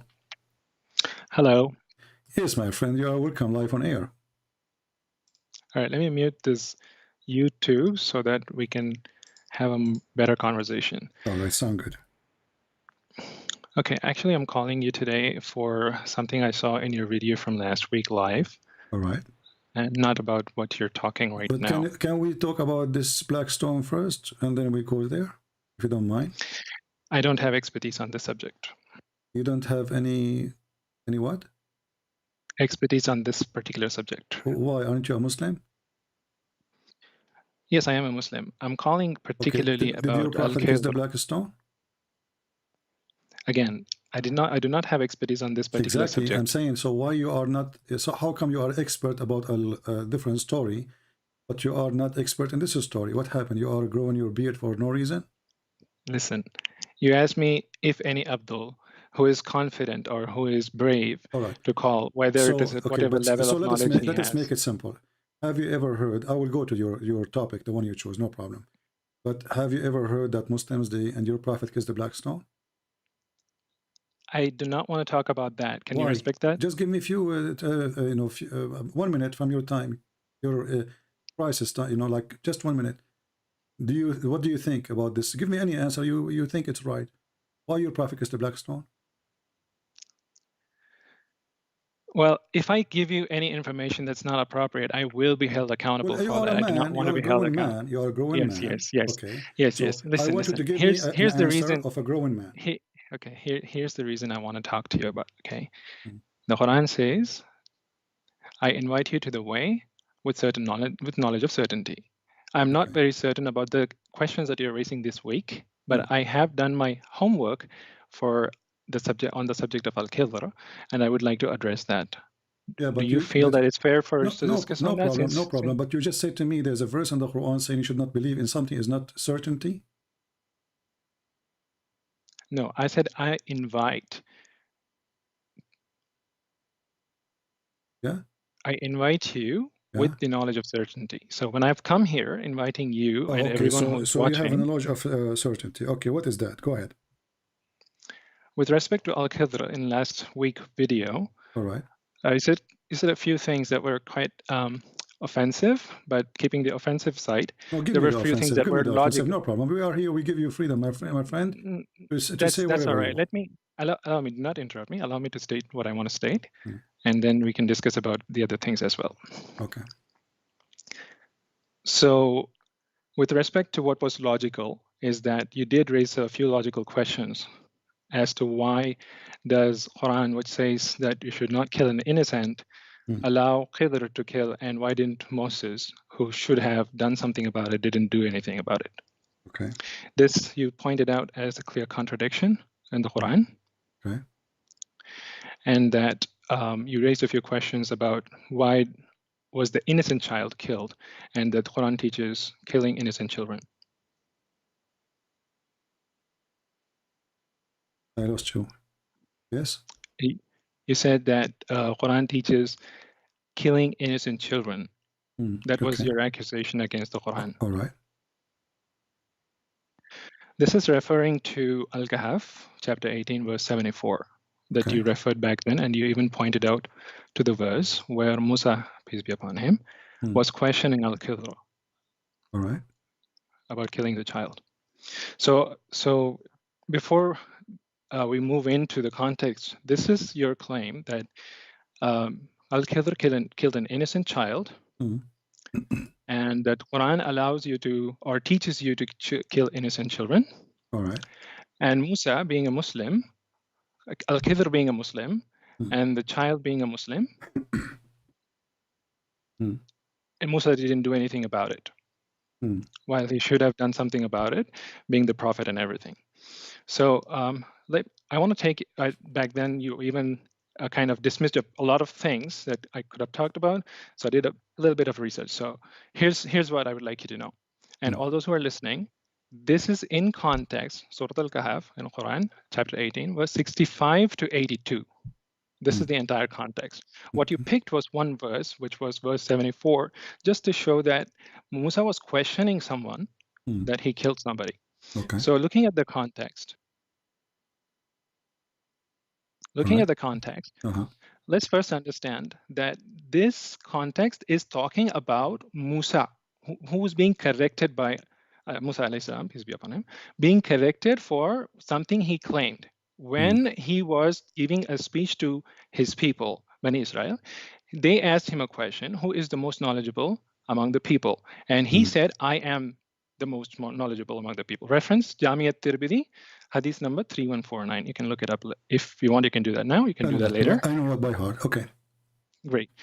And then Allah said to Prophet Moses that you should have attributed that knowledge to Allah. There are people who are more knowledgeable than you. So Al-Khidr was the person whom he pointed out to take the lesson. And when he wanted to find out how he can meet, he was given a detailed description. The description, which involves certain particular specific instructions that he should carry a fish, and when the fish disappears, like what? He should carry a fish in a basket, and where the fish will disappear at a point where the waters meet, you will find the person whom you want to talk to. So when the fish will touch the fountain of youth or the fountain of life, the fish will come to life, right? See, you are adding something to my context. Let me give you the context, and we can discuss about this thing as well, because we're talking about verse 65 to 82. That's a big context. But you are the one who mentioned hadith, right? It's you who mentioned hadith. So we can share hadith at the same time, correct? So as long as you mention hadith, I can share hadith. So you said he gave him a sign that you carry with you a fish, but you did not tell us what will happen to the fish.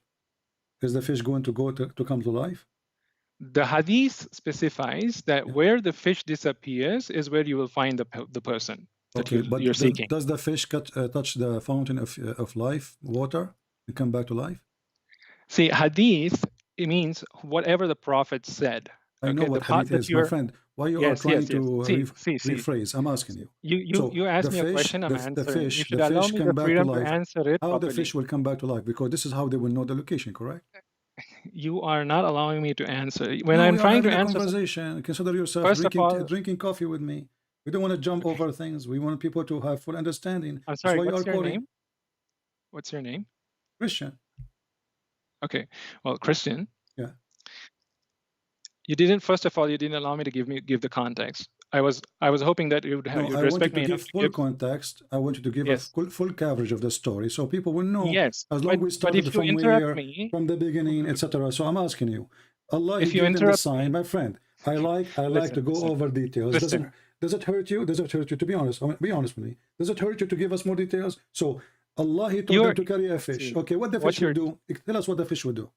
What you're doing is you're interrupting me, I'm not. I want you to give us the whole story, not a part of the story.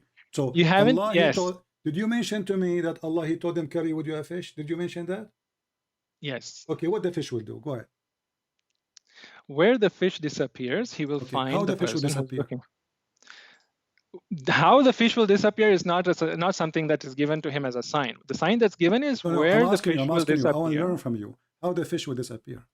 However, that is up to Allah. How He will make things work is up to Him. So is it true that some of the fountain of youth or life, water, fall in the fish and then the fish come to life? Yes or no? That is the saying of one of the Sahabi, one of the companions of the Prophet. The Prophet himself did not say that.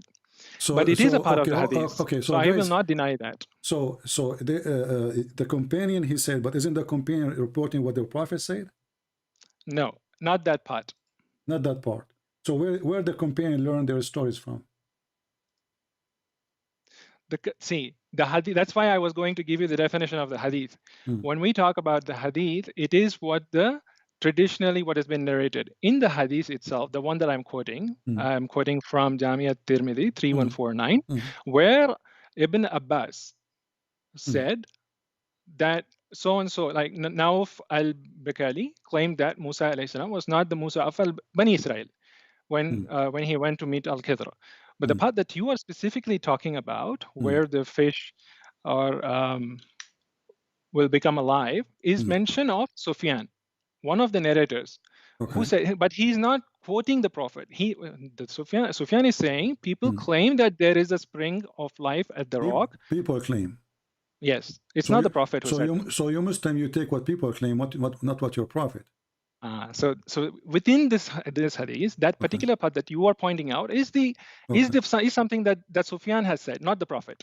The Prophet said that they traced back to the point where they lost the fish and they found the man. And when they found the man, he put a condition to learn the lesson, because he came to learn as a student a lesson, and the man whom he met placed a condition that you do not have the patience to learn of something that you do not know.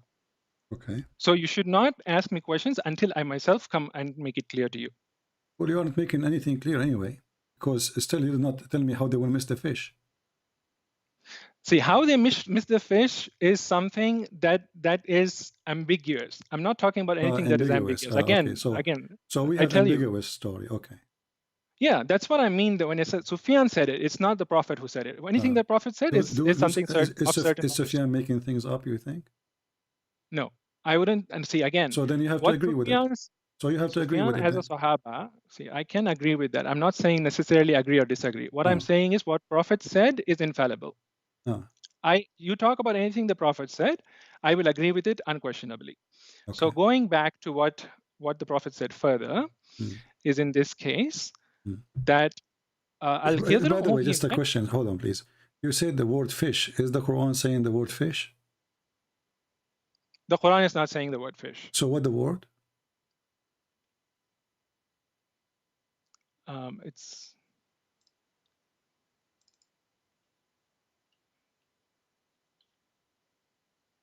That's a good question. I haven't actually. I will help you. It says the word whale.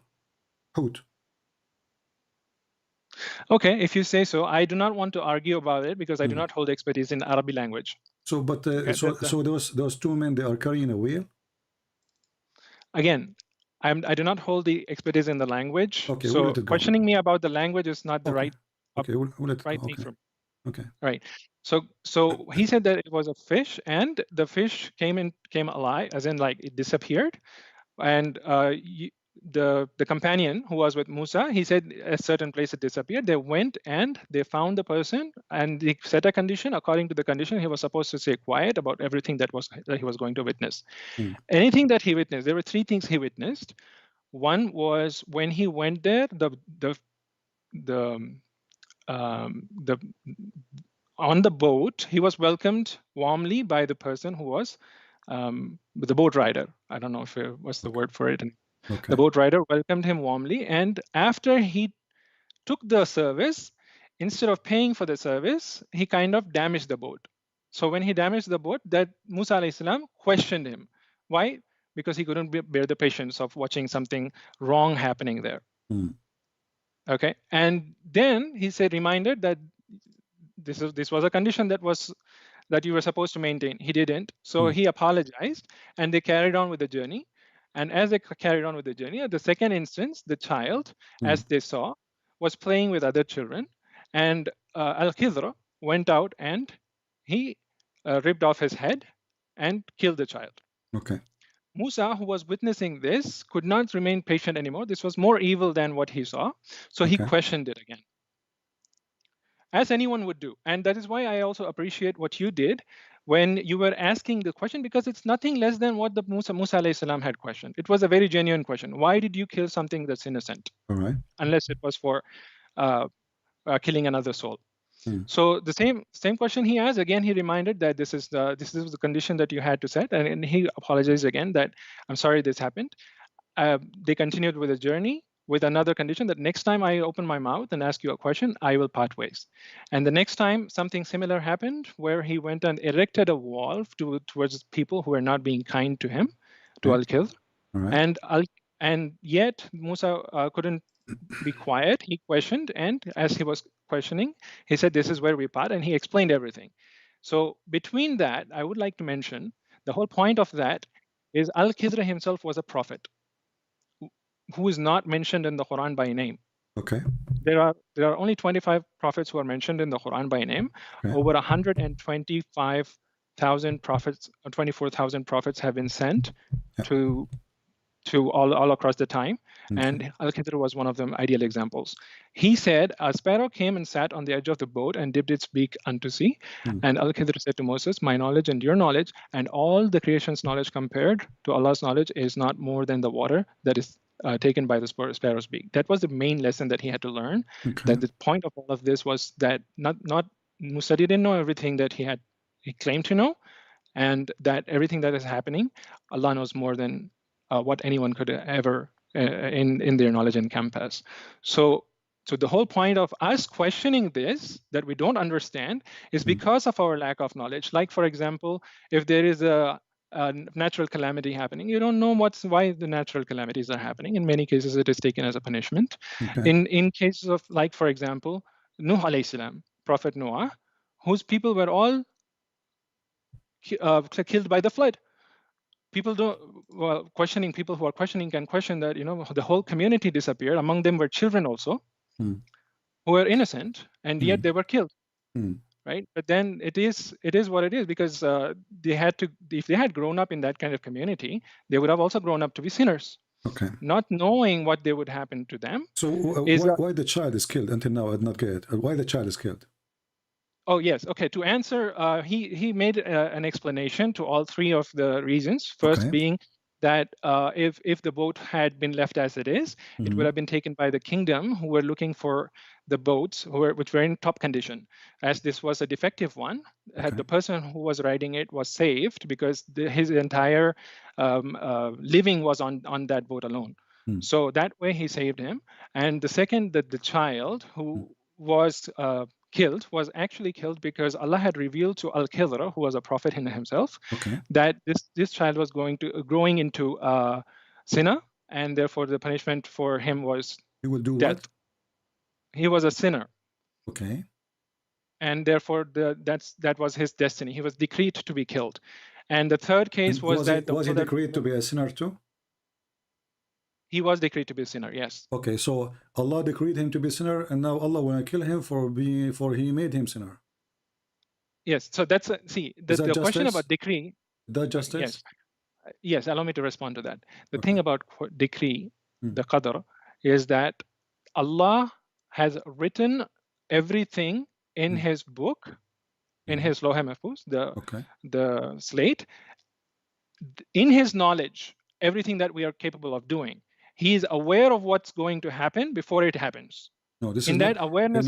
Decree is not aware. Decree is about He decides for you what you will be. No, that defines the free will, right? You have the free will of what you want to do. No, you don't. In Islam, you don't. Yes, you do.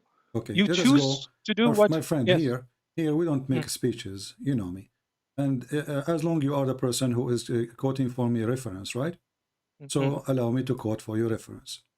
And you said to me, you study this very well, correct? Story of Al-Khidr, yes. Yes. Okay. As long you study this very well, here we go. This is the hadith in front of your eyes, and this is after you study it very well, proving you that you do not know nothing about what you study. Read for me carefully. Could you slow down, because I do not see your video on the YouTube. It's not live yet. All right, it's going to come to you.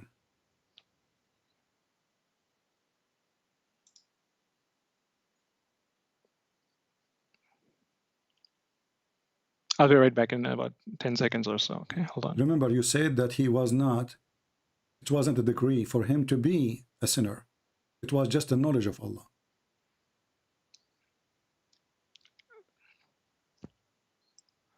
Say that again, please. I didn't. You said to me, it was the decree. What it means that Allah, He have the knowledge of the future, but He did not decree for him to be a sinner. No, I didn't say that He did not decree for him to be a sinner. No, you said that. I said that he was decreed to be a sinner. That's why it was a punishment for him. You said that decreed to be a sinner. I asked you, what does that mean? You said that means Allah is aware of the future, what He will do. I said, so Allah made him commit sin. You said no. No, Allah did not make him commit sin. He doesn't. You said He dictates, as in He decides. Allah decides for him. I said there was a free will. Okay, so read for me the hadith in front of you. Okay, fine. That's good. That's good. So there is a free will. Read for me the hadith. Is that a free will?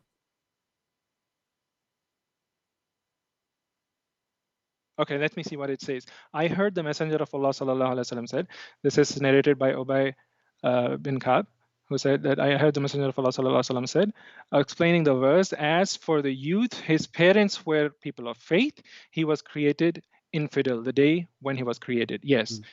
So there's no contradiction here. What do you mean? He You was just say it. created infidel. Yeah, he was created He's to be a- infidel. He's not infidel yet. He's a child. No, he was created infidel. The way he was created, the day he was. Exactly. So this is going so back it was to destiny. understanding. It was destiny. It was destiny for him. It was destiny. Yes. So here's Exactly. how. But you I- just here's said how you the just said there's a believers- free will. Yes, yes. That's why I'm. See, again, we're deviating from Al-Khidr story to decree. This is a different topic altogether. The way decree is looked at is Allah has created a few people for the hellfire, a few people have been created for the heaven. What that means is that He already knows who goes to where. You see, you are And when- fabricating things now. He created No, him to I'm be infidel. He did not about. This is not about knowing. When He created him, He created Yes. him as infidel. Correct? Yes. Okay. Yes. So He wanted him to be infidel.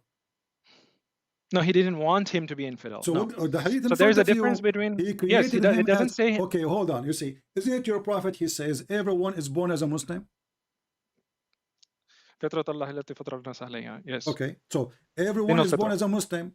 All right. Yes. So everyone is born as a Muslim. Everyone is born as a Muslim. But the hadith in front of us here says this person is born as infidel. No, it doesn't say born. It doesn't say born. He was created as infidel yes. when He created Yes. him. Yes. Okay. Yes, that's why I keep telling you we're going back into the topic of Al-Qadr. Okay, let me show you another hadith because you see maybe you are confused with the translation. Read this one. And as long you are the one who like a Tirmidhi, this is a Tirmidhi. Read it. As long as it's Sahih, I don't mind. It is Sahih. But you can say weak, who care? We will laugh. All right. While the screen pops up, give me a minute here. I'll be back.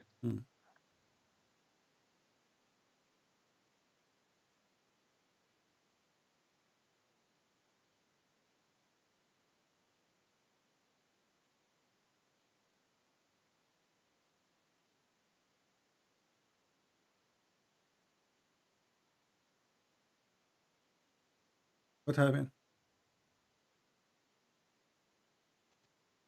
I hope you will not hang up now and go dead. No, I'm here, right here with you. Okay, Just so chat. does it say he was destined? Read for me. Go ahead. Could you scroll down a little bit and show me the status if it shows Sahih?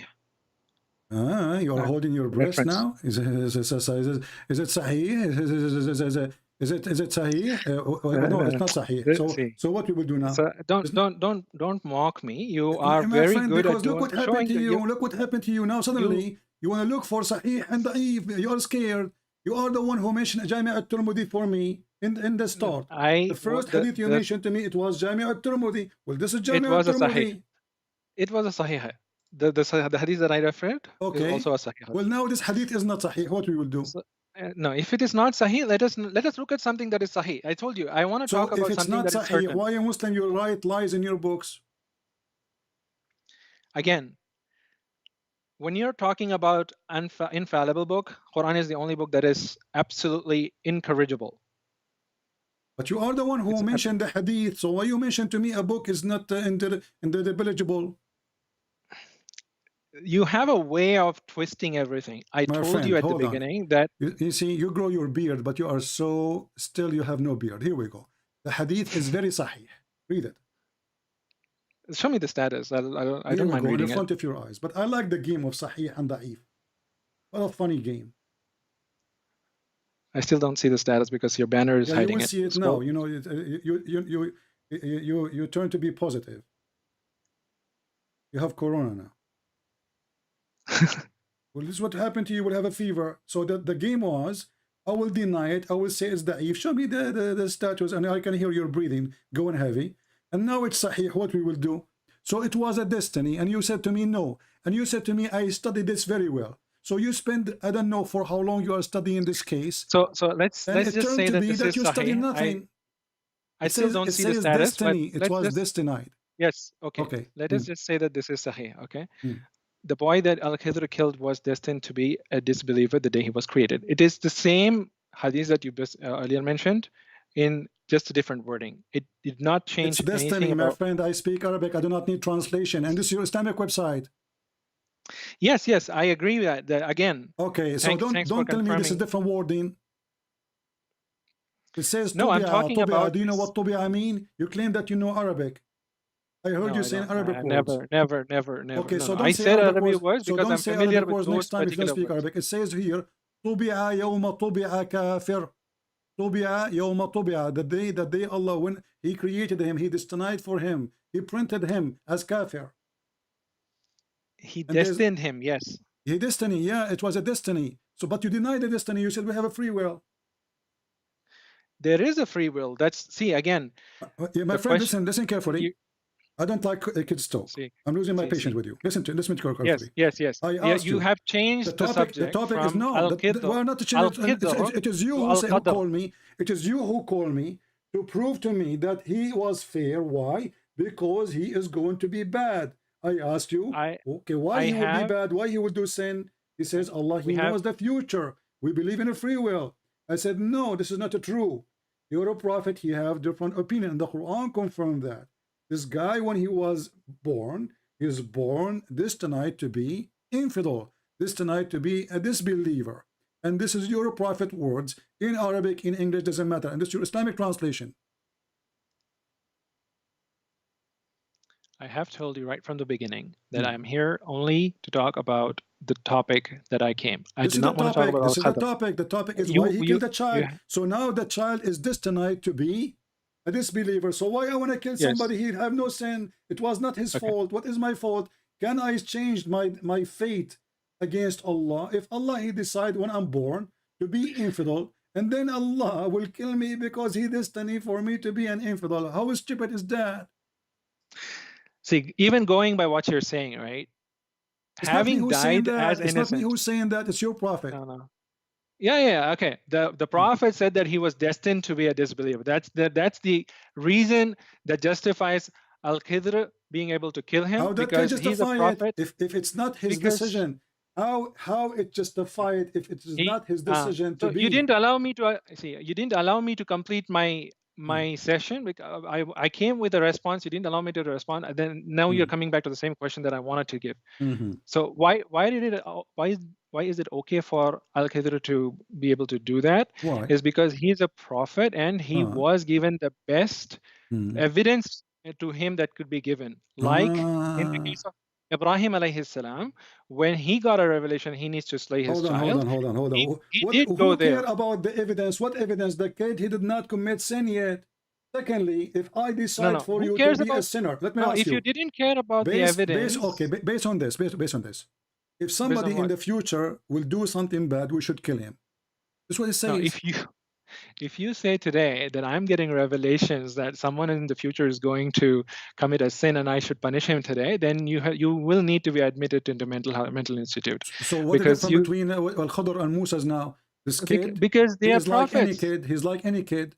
So if Allah destiny for a kid, He is destiny for millions of kids to be like that. So why only this kid?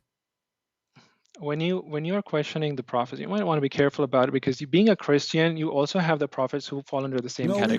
We question David as an example. The Bible is even condemning David. We don't worship prophets. You Muslim worship him. I'm asking you. So if Allah destiny, okay, let me ask you then. Should we call Adam because he did commit sin before he grow? Why? What kind of question is this? Why not? Why not? If you are going to kill this kid, he is no different between him and Adam. Adam commits sin against God too. Will we kill Adam before Allah make him? Okay. The Prophet ﷺ said Kullu bani Adam, all of mankind is in error except for those who have repented, who are the best of the people. Okay. So Adam alayhi salam did commit a sin, but Allah also knows that he would repent, and that makes him better than the angels. Okay, hold on. Adam, he repent from what?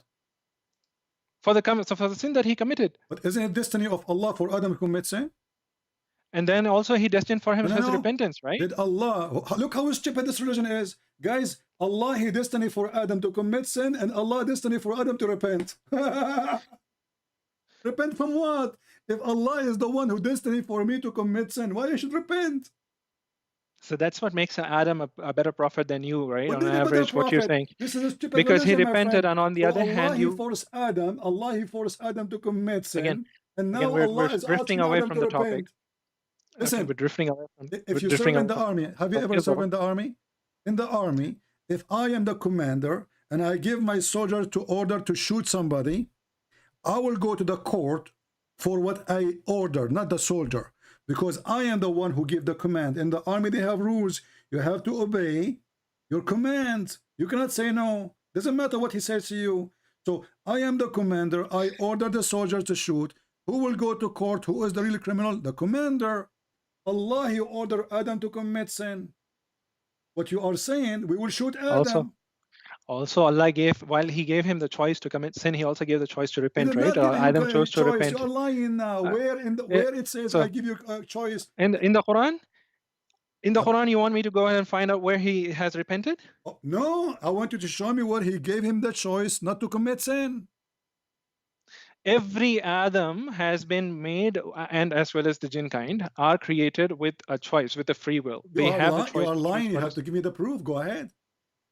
Listen, again, we're drifting away from the topic. No, we I are did not come not. here No, for we this. are not. You are a liar, my friend. No, I did not come here to talk about Adam. Listen, I did not come here to talk about the jinn. we are. I did not come here to talk Here about. we go. Your prophet is getting you busted.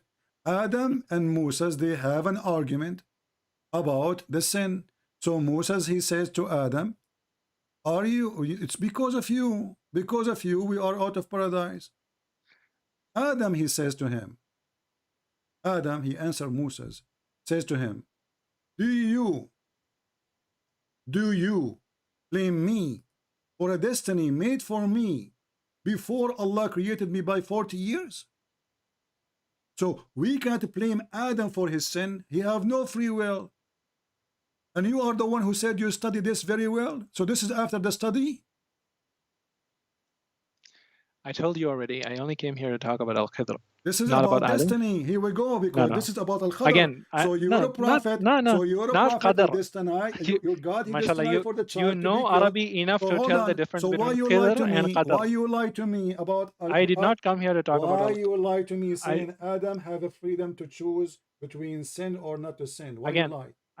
Again, I'm not going to talk about that because you're have twisting to talk me. about it because this is about the destiny of the child. No. So if we are not going to, are you a Muslim?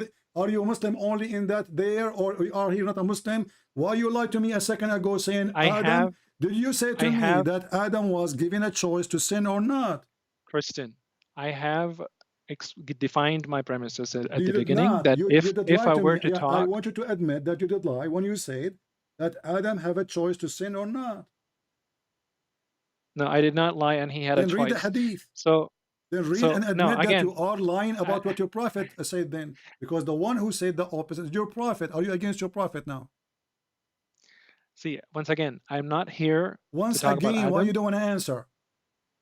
I did not come here to talk about these things. I told you it's you who mentioned it a second ago. It's too late to say, I'm not going to talk about it. It's you who mentioned to me that Allah, he gave Adam the choice to commit sin or not. And to repent. So I'm asking you why you are lying to me when your prophet says the opposite, the hate in front of you. I am not going to talk about any other topic other than Al-Khidr because I did not. Then you are literally Abdul. Why you don't want to talk about? Why you don't admit that you lied? I am an Abdullah. When I challenged you, I came saying that I am Abdullah, and I want to talk about Al-Khidr. Or you say I was wrong. I apologize, and then we will continue. No, neither, because you have a way of twisting everything that I'm not you want twisting. I'm showing you the reference in front of you. Did you say to me? Because we're no longer on this topic that I came. Is it you who said to me that Adam have the choice to sin or not? Is it you who said Adam he has the choice to sin or not? Did you say that to me? I'm going to conclude this real quick because you're not allowing me to talk about the topic that I came here. So apologize for being ignorant. Or apologize for being a liar. Which one is you? No, I am an ignorant. Okay, I'm not an alim. I'm not a scholar. Did Adam have the choice to sin or not? I did not come to talk about Adam. Did Adam have the choice? You did already. When you said to me, Adam have the choice to sin. Either you say we're going over the same thing, same cycles over because you are and over. refusing to answer. You are in the corner. So if Adam himself, the first man, he have no choice to sin or not. This is the same for the rest of us. See, I will be closing this call now because we're no longer on No the topic problem. that we Take have. care. We made you famous, but as a fool. This is you after you study. This is after the study. Are you sure? This guy, he spent a week or two. He saw my video. He could not resist. He is going to refute me. And after the study, he grew his beard. I bet you your beard started growing because you thought about calling me. But obviously, the beard is not functioning. It's not helping. You're a prophet. He said things totally against what you said. So the child was destined to be killed. And he was destined to be a sinner. And simply, the story here is more stupid than the one who is saying it. Because if the guy will be killed before he commits sin, how he destined to be a sinner? Guys, do you understand? If the child was destined to be killed before he commits sin, so how he destined to be a sinner? I mean, stupidity is amazing. The guy, he got killed already, so he can't commit sin no more. So if he is destined to be a sinner, well, that means he should live.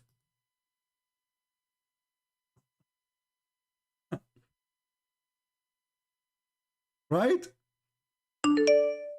This is a donkey talk. If the child was destined to be a sinner, then the destiny did not happen. Because he's still a child, he's innocent. Mental illness. Islam is made by a mental illness. And this is a proof that Allah is a fraud. Allah, he destined for the child to be a kafir. But the guy is dead. He cannot be destined for anything now.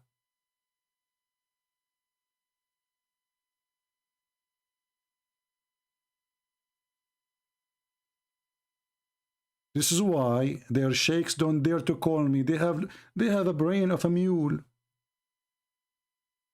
Use your brain. And if you have one. If you ever have one. You are destined to be a thief, but he's a kid now. We killed him. We did not steal yet. So where is the destiny?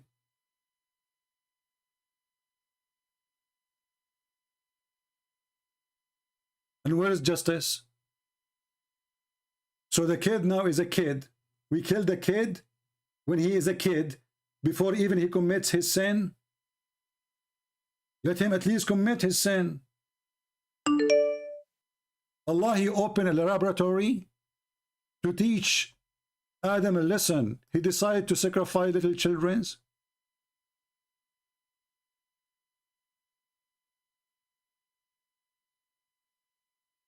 What a stupid religion.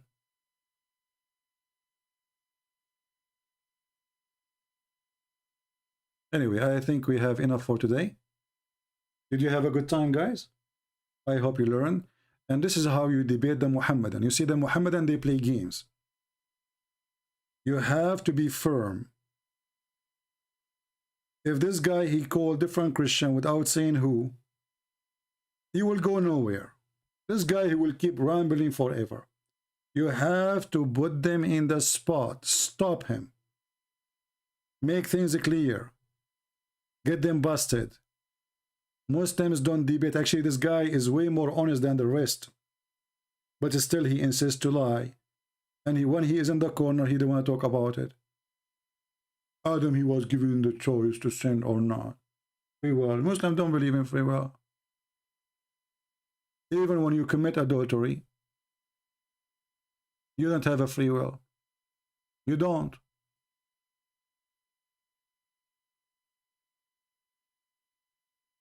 And the game of weak and sahih and etc., it's a game. Is it, you know, I can hear his breathing heavy, his worry. So now his hope is, it is da'if. It's not da'if. What we will do now? Can I see the status of status?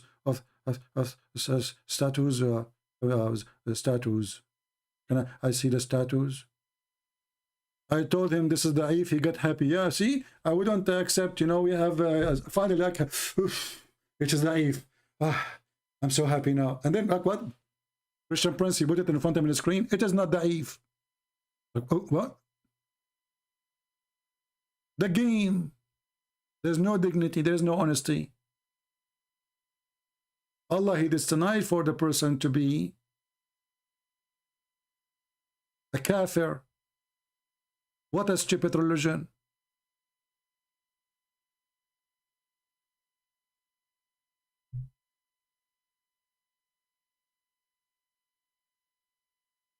What a stupid cult. Anyway, don't forget to download the video. As you said, I'm going to clean my channel from videos. We do cleaning from time to time, too much garbage. And it's garbage because we are talking about Muhammad, sorry. So we have to clean it from time to time for health, for the community health. But always you can get my videos from, you know, people who download my videos, and you can don't depend on them. If you like to download the video yourself, you can save it in your, you know, make a private YouTube if you want. If you don't want to publish it for yourself, to make like an archive, you can put all the videos there, make it private, and YouTube give you like endless memory. So I want to say, guys, thank you very much.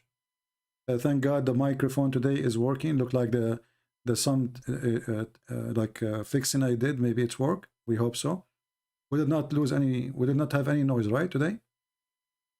I'm glad I did not buy a microphone because I was going almost to buy one, because each time we go, they are expensive. Will you put them in Patreon? The link is already in Patreon, my friend. But if you want, don't ask me for the videos I make. I don't keep my videos. I keep saying that. Why you don't download it? Why people are lazy? Download them, save them in Gmail, Drive, whatever. It's for free. Post them back in YouTube. Do anything. So people are lazy. They want me to cook for them. They want me to wash the dishes. They want me to wipe the floor. They don't even want to do anything. I am a warrior. What are you? If you are a warrior, do what a warrior do. I mean, if you cannot download a video, you cannot make a comment, you cannot give a like, what are you for? Maybe you need to eat a nagla seed. Nagla seed will solve the problem. So, glory to the Lord. He is always victorious, not us. We don't want victory for us. The victory for the Lord, and we pray for this Indian poor guy who grew his beard to be saved and to see the truth, and the truth will set him free. We don't hate you, my friend. I get angry from stupidity. I'm not angry from you. I don't know you, and we will never hate you. I feel sorry for you. If God, He destiny for us to do sin, including Adam, so what is my fault? What is justice? My Lord, the Messiah, He says, not everyone says to me, Lord, Lord, will enter the kingdom of my Father, but the one who do His will. So, there's a will you do, and there's the will of the Father. Choose one. My will, as a human, I get tempted. I want to do sin. I want to worship certain things, money, wealth, right? Like some people worship their iPhone. I know somebody worship his iPhone. Like, keep talking about it. I tell him that stop. Like, come on, you know, what's wrong with you? So people have many idols, but either you choose your own idol or you choose the true God. You have a free will. And the Messiah is the only one who can save you. And the Lord, He said, from their fruits you shall know them. If this is the fruit of Allah, Allah is a scam. This is Shaitan. Shaitan is the one who make us commit sin. And then the Shaitan, he make me commit sin. And then he want me to repent to him. And he is the one who make me commit sin. This is unfair game. This is unethical. So imagine you are, let us say you have a son, and then you make your son do something wrong, you force him, and then you want to spank him for you force him doing it. What is justice? This is not from God, my friend. God is about justice. And that is Jesus. His name is holy. His act is holy. The Messiah is the walking, talking, living word of God. The Bible is not a book. The Bible is the Messiah himself. He is the living, walking, talking word of God. When he talk holy. When he do, he act holy. And when he live holy. And even when he died holy. He resurrected holy. And where he is now, he is in the holy heaven with the Holy Father. For holy, go back to the holiness. And dust, go back to dust. So every human being is a sinner, we agree. The Bible confirmed that. Muhammad is copying the Bible. But Jesus is not. For he is holy like his Father. We believe in one God. No two, no three, no four. God the Father, the Son, the Holy Spirit, one God. Holy, from holiness and always holiness around. And I don't know if you can hear, my stomach is screaming. Too much talk and there's no food. Time to go. I want to say thank you for those who support us. I want to say thank you for the person who made a donation to buy a microphone. Look, I will not need it. So if you want to cancel your donation, my friend, feel free. I want to say thank you. May the Lord bless you all. Be victorious. And victory is to Jesus, not to us. For if he is victorious, we are victorious. He is our Savior. Islam is based in one thing, to make you a disbeliever, so you can lose your way to heaven. This is what makes the devil happy. And this is why we see the Quran is trying to tempt us with women with big boobs. What kind of God he says such a thing? If you believe in me, I will make you have women with big boobs. He don't even mention the word women. Big boobs. What a savage. What a trash. What kind of God? Imagine somebody come to your door and he says to you, believe in me, I will give you women with big, huge boobs. Booby God, the booby. I'm the booby God, Allah. You want big boobies? Okay, what if a guy, he likes small boobs? I mean, are we going to have a cow or a woman? This is God talking. And then the same God, he described to us that this women who have boobs, what is inside their vagina? What is inside the brother? iPhone 13. What is exactly? Why you are describing what is inside the vagina? Is that the Holy God? Yes, brother. Holy God, he talk about the vagina. And how this vagina is never been used. Brand new, brother. Don't you want to have a brand new? Yeah, I like a brand new.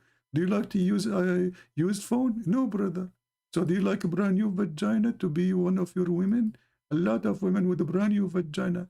And there is wax there. Nobody opened it yet, brother. Allah describe it with details. Who can beat that? Must be from God. God sitting in his office. Okay, now today I'm going to write a verse to tell them about the vagina. Okay, so today I want to tell you something I prepare for you.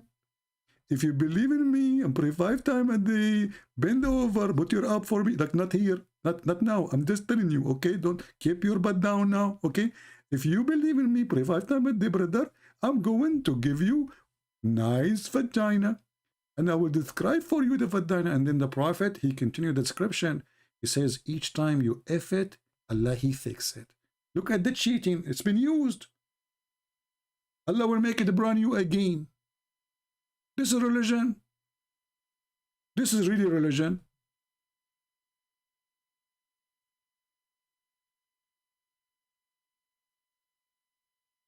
What's wrong with people?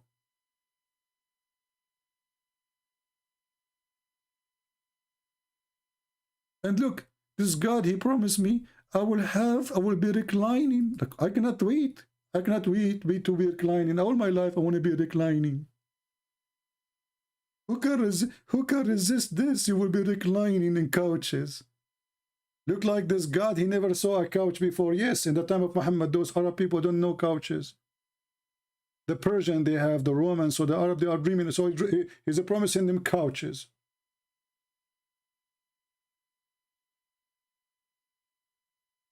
And you will be wearing a green clothes made in Persia.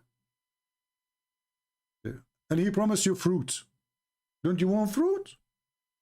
But come on, you have women with big boobs and her vagina around you and there's no fruits. Like, hello? The buffet is complete, brother, complete. Vagina, big boobs, fruits. And then what? And then what? And then the wine. Wine? Yes, brother, but this wine, brother, will not make you drunk. Like, what the heck? So what the point?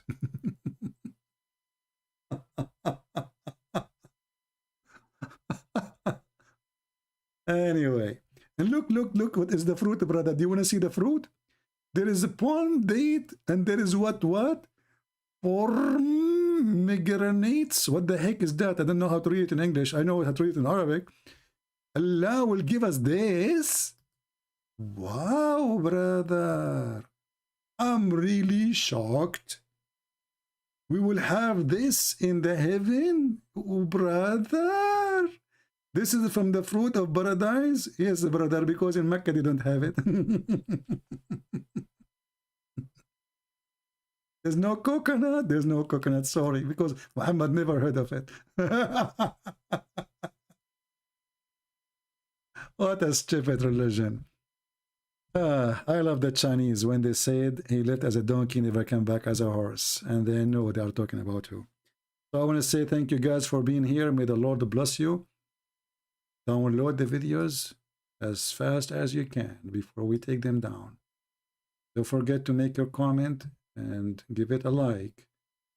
And if you don't like it, give it a dislike. So Allah can bless you. Because if you don't, Allah will not bless you.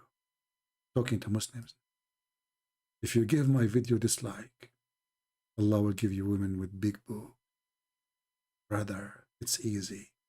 Dislike mean boobs. Dislike mean nice vagina. Dislike mean fruits. Give it dislike, Muslims. Christians, give me like if you like it. I cannot promise you fruit, neither vaginas, neither boobs. For our Lord is holy, and he is not the devil. Thank you. God bless you, and see you soon again. Take care.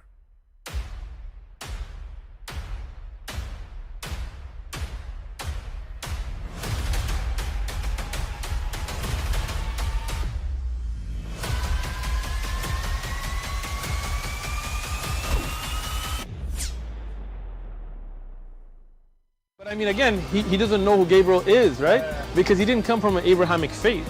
The people of Mecca were pagan. The Quran is mentioned, if this book was from other than God, they would have found in it many contradictions. If a book is without contradictions, that has no bearing on whether it comes from God or not. I've had phone books that are inerrant, but I certainly don't think God gave them. That we believe without understanding.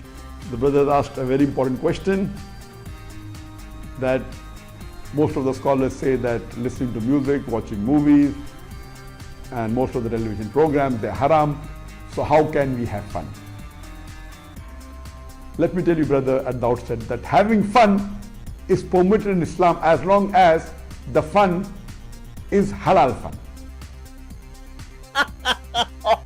That the standard narrative has holes in it. The Prophet tells us because Satan or the devil sleeps over our nostrils. Those who oversleep and not pray Fajr on time, Satan urinates in their ears. I really do think Jesus was crucified and that he really was dead and buried. He thought that he was a son of God in the sense that he was specially chosen by God. I think Jesus really did think he was going to be the Messiah, the future king of Israel. I mean, that is, after all, why they crucified him,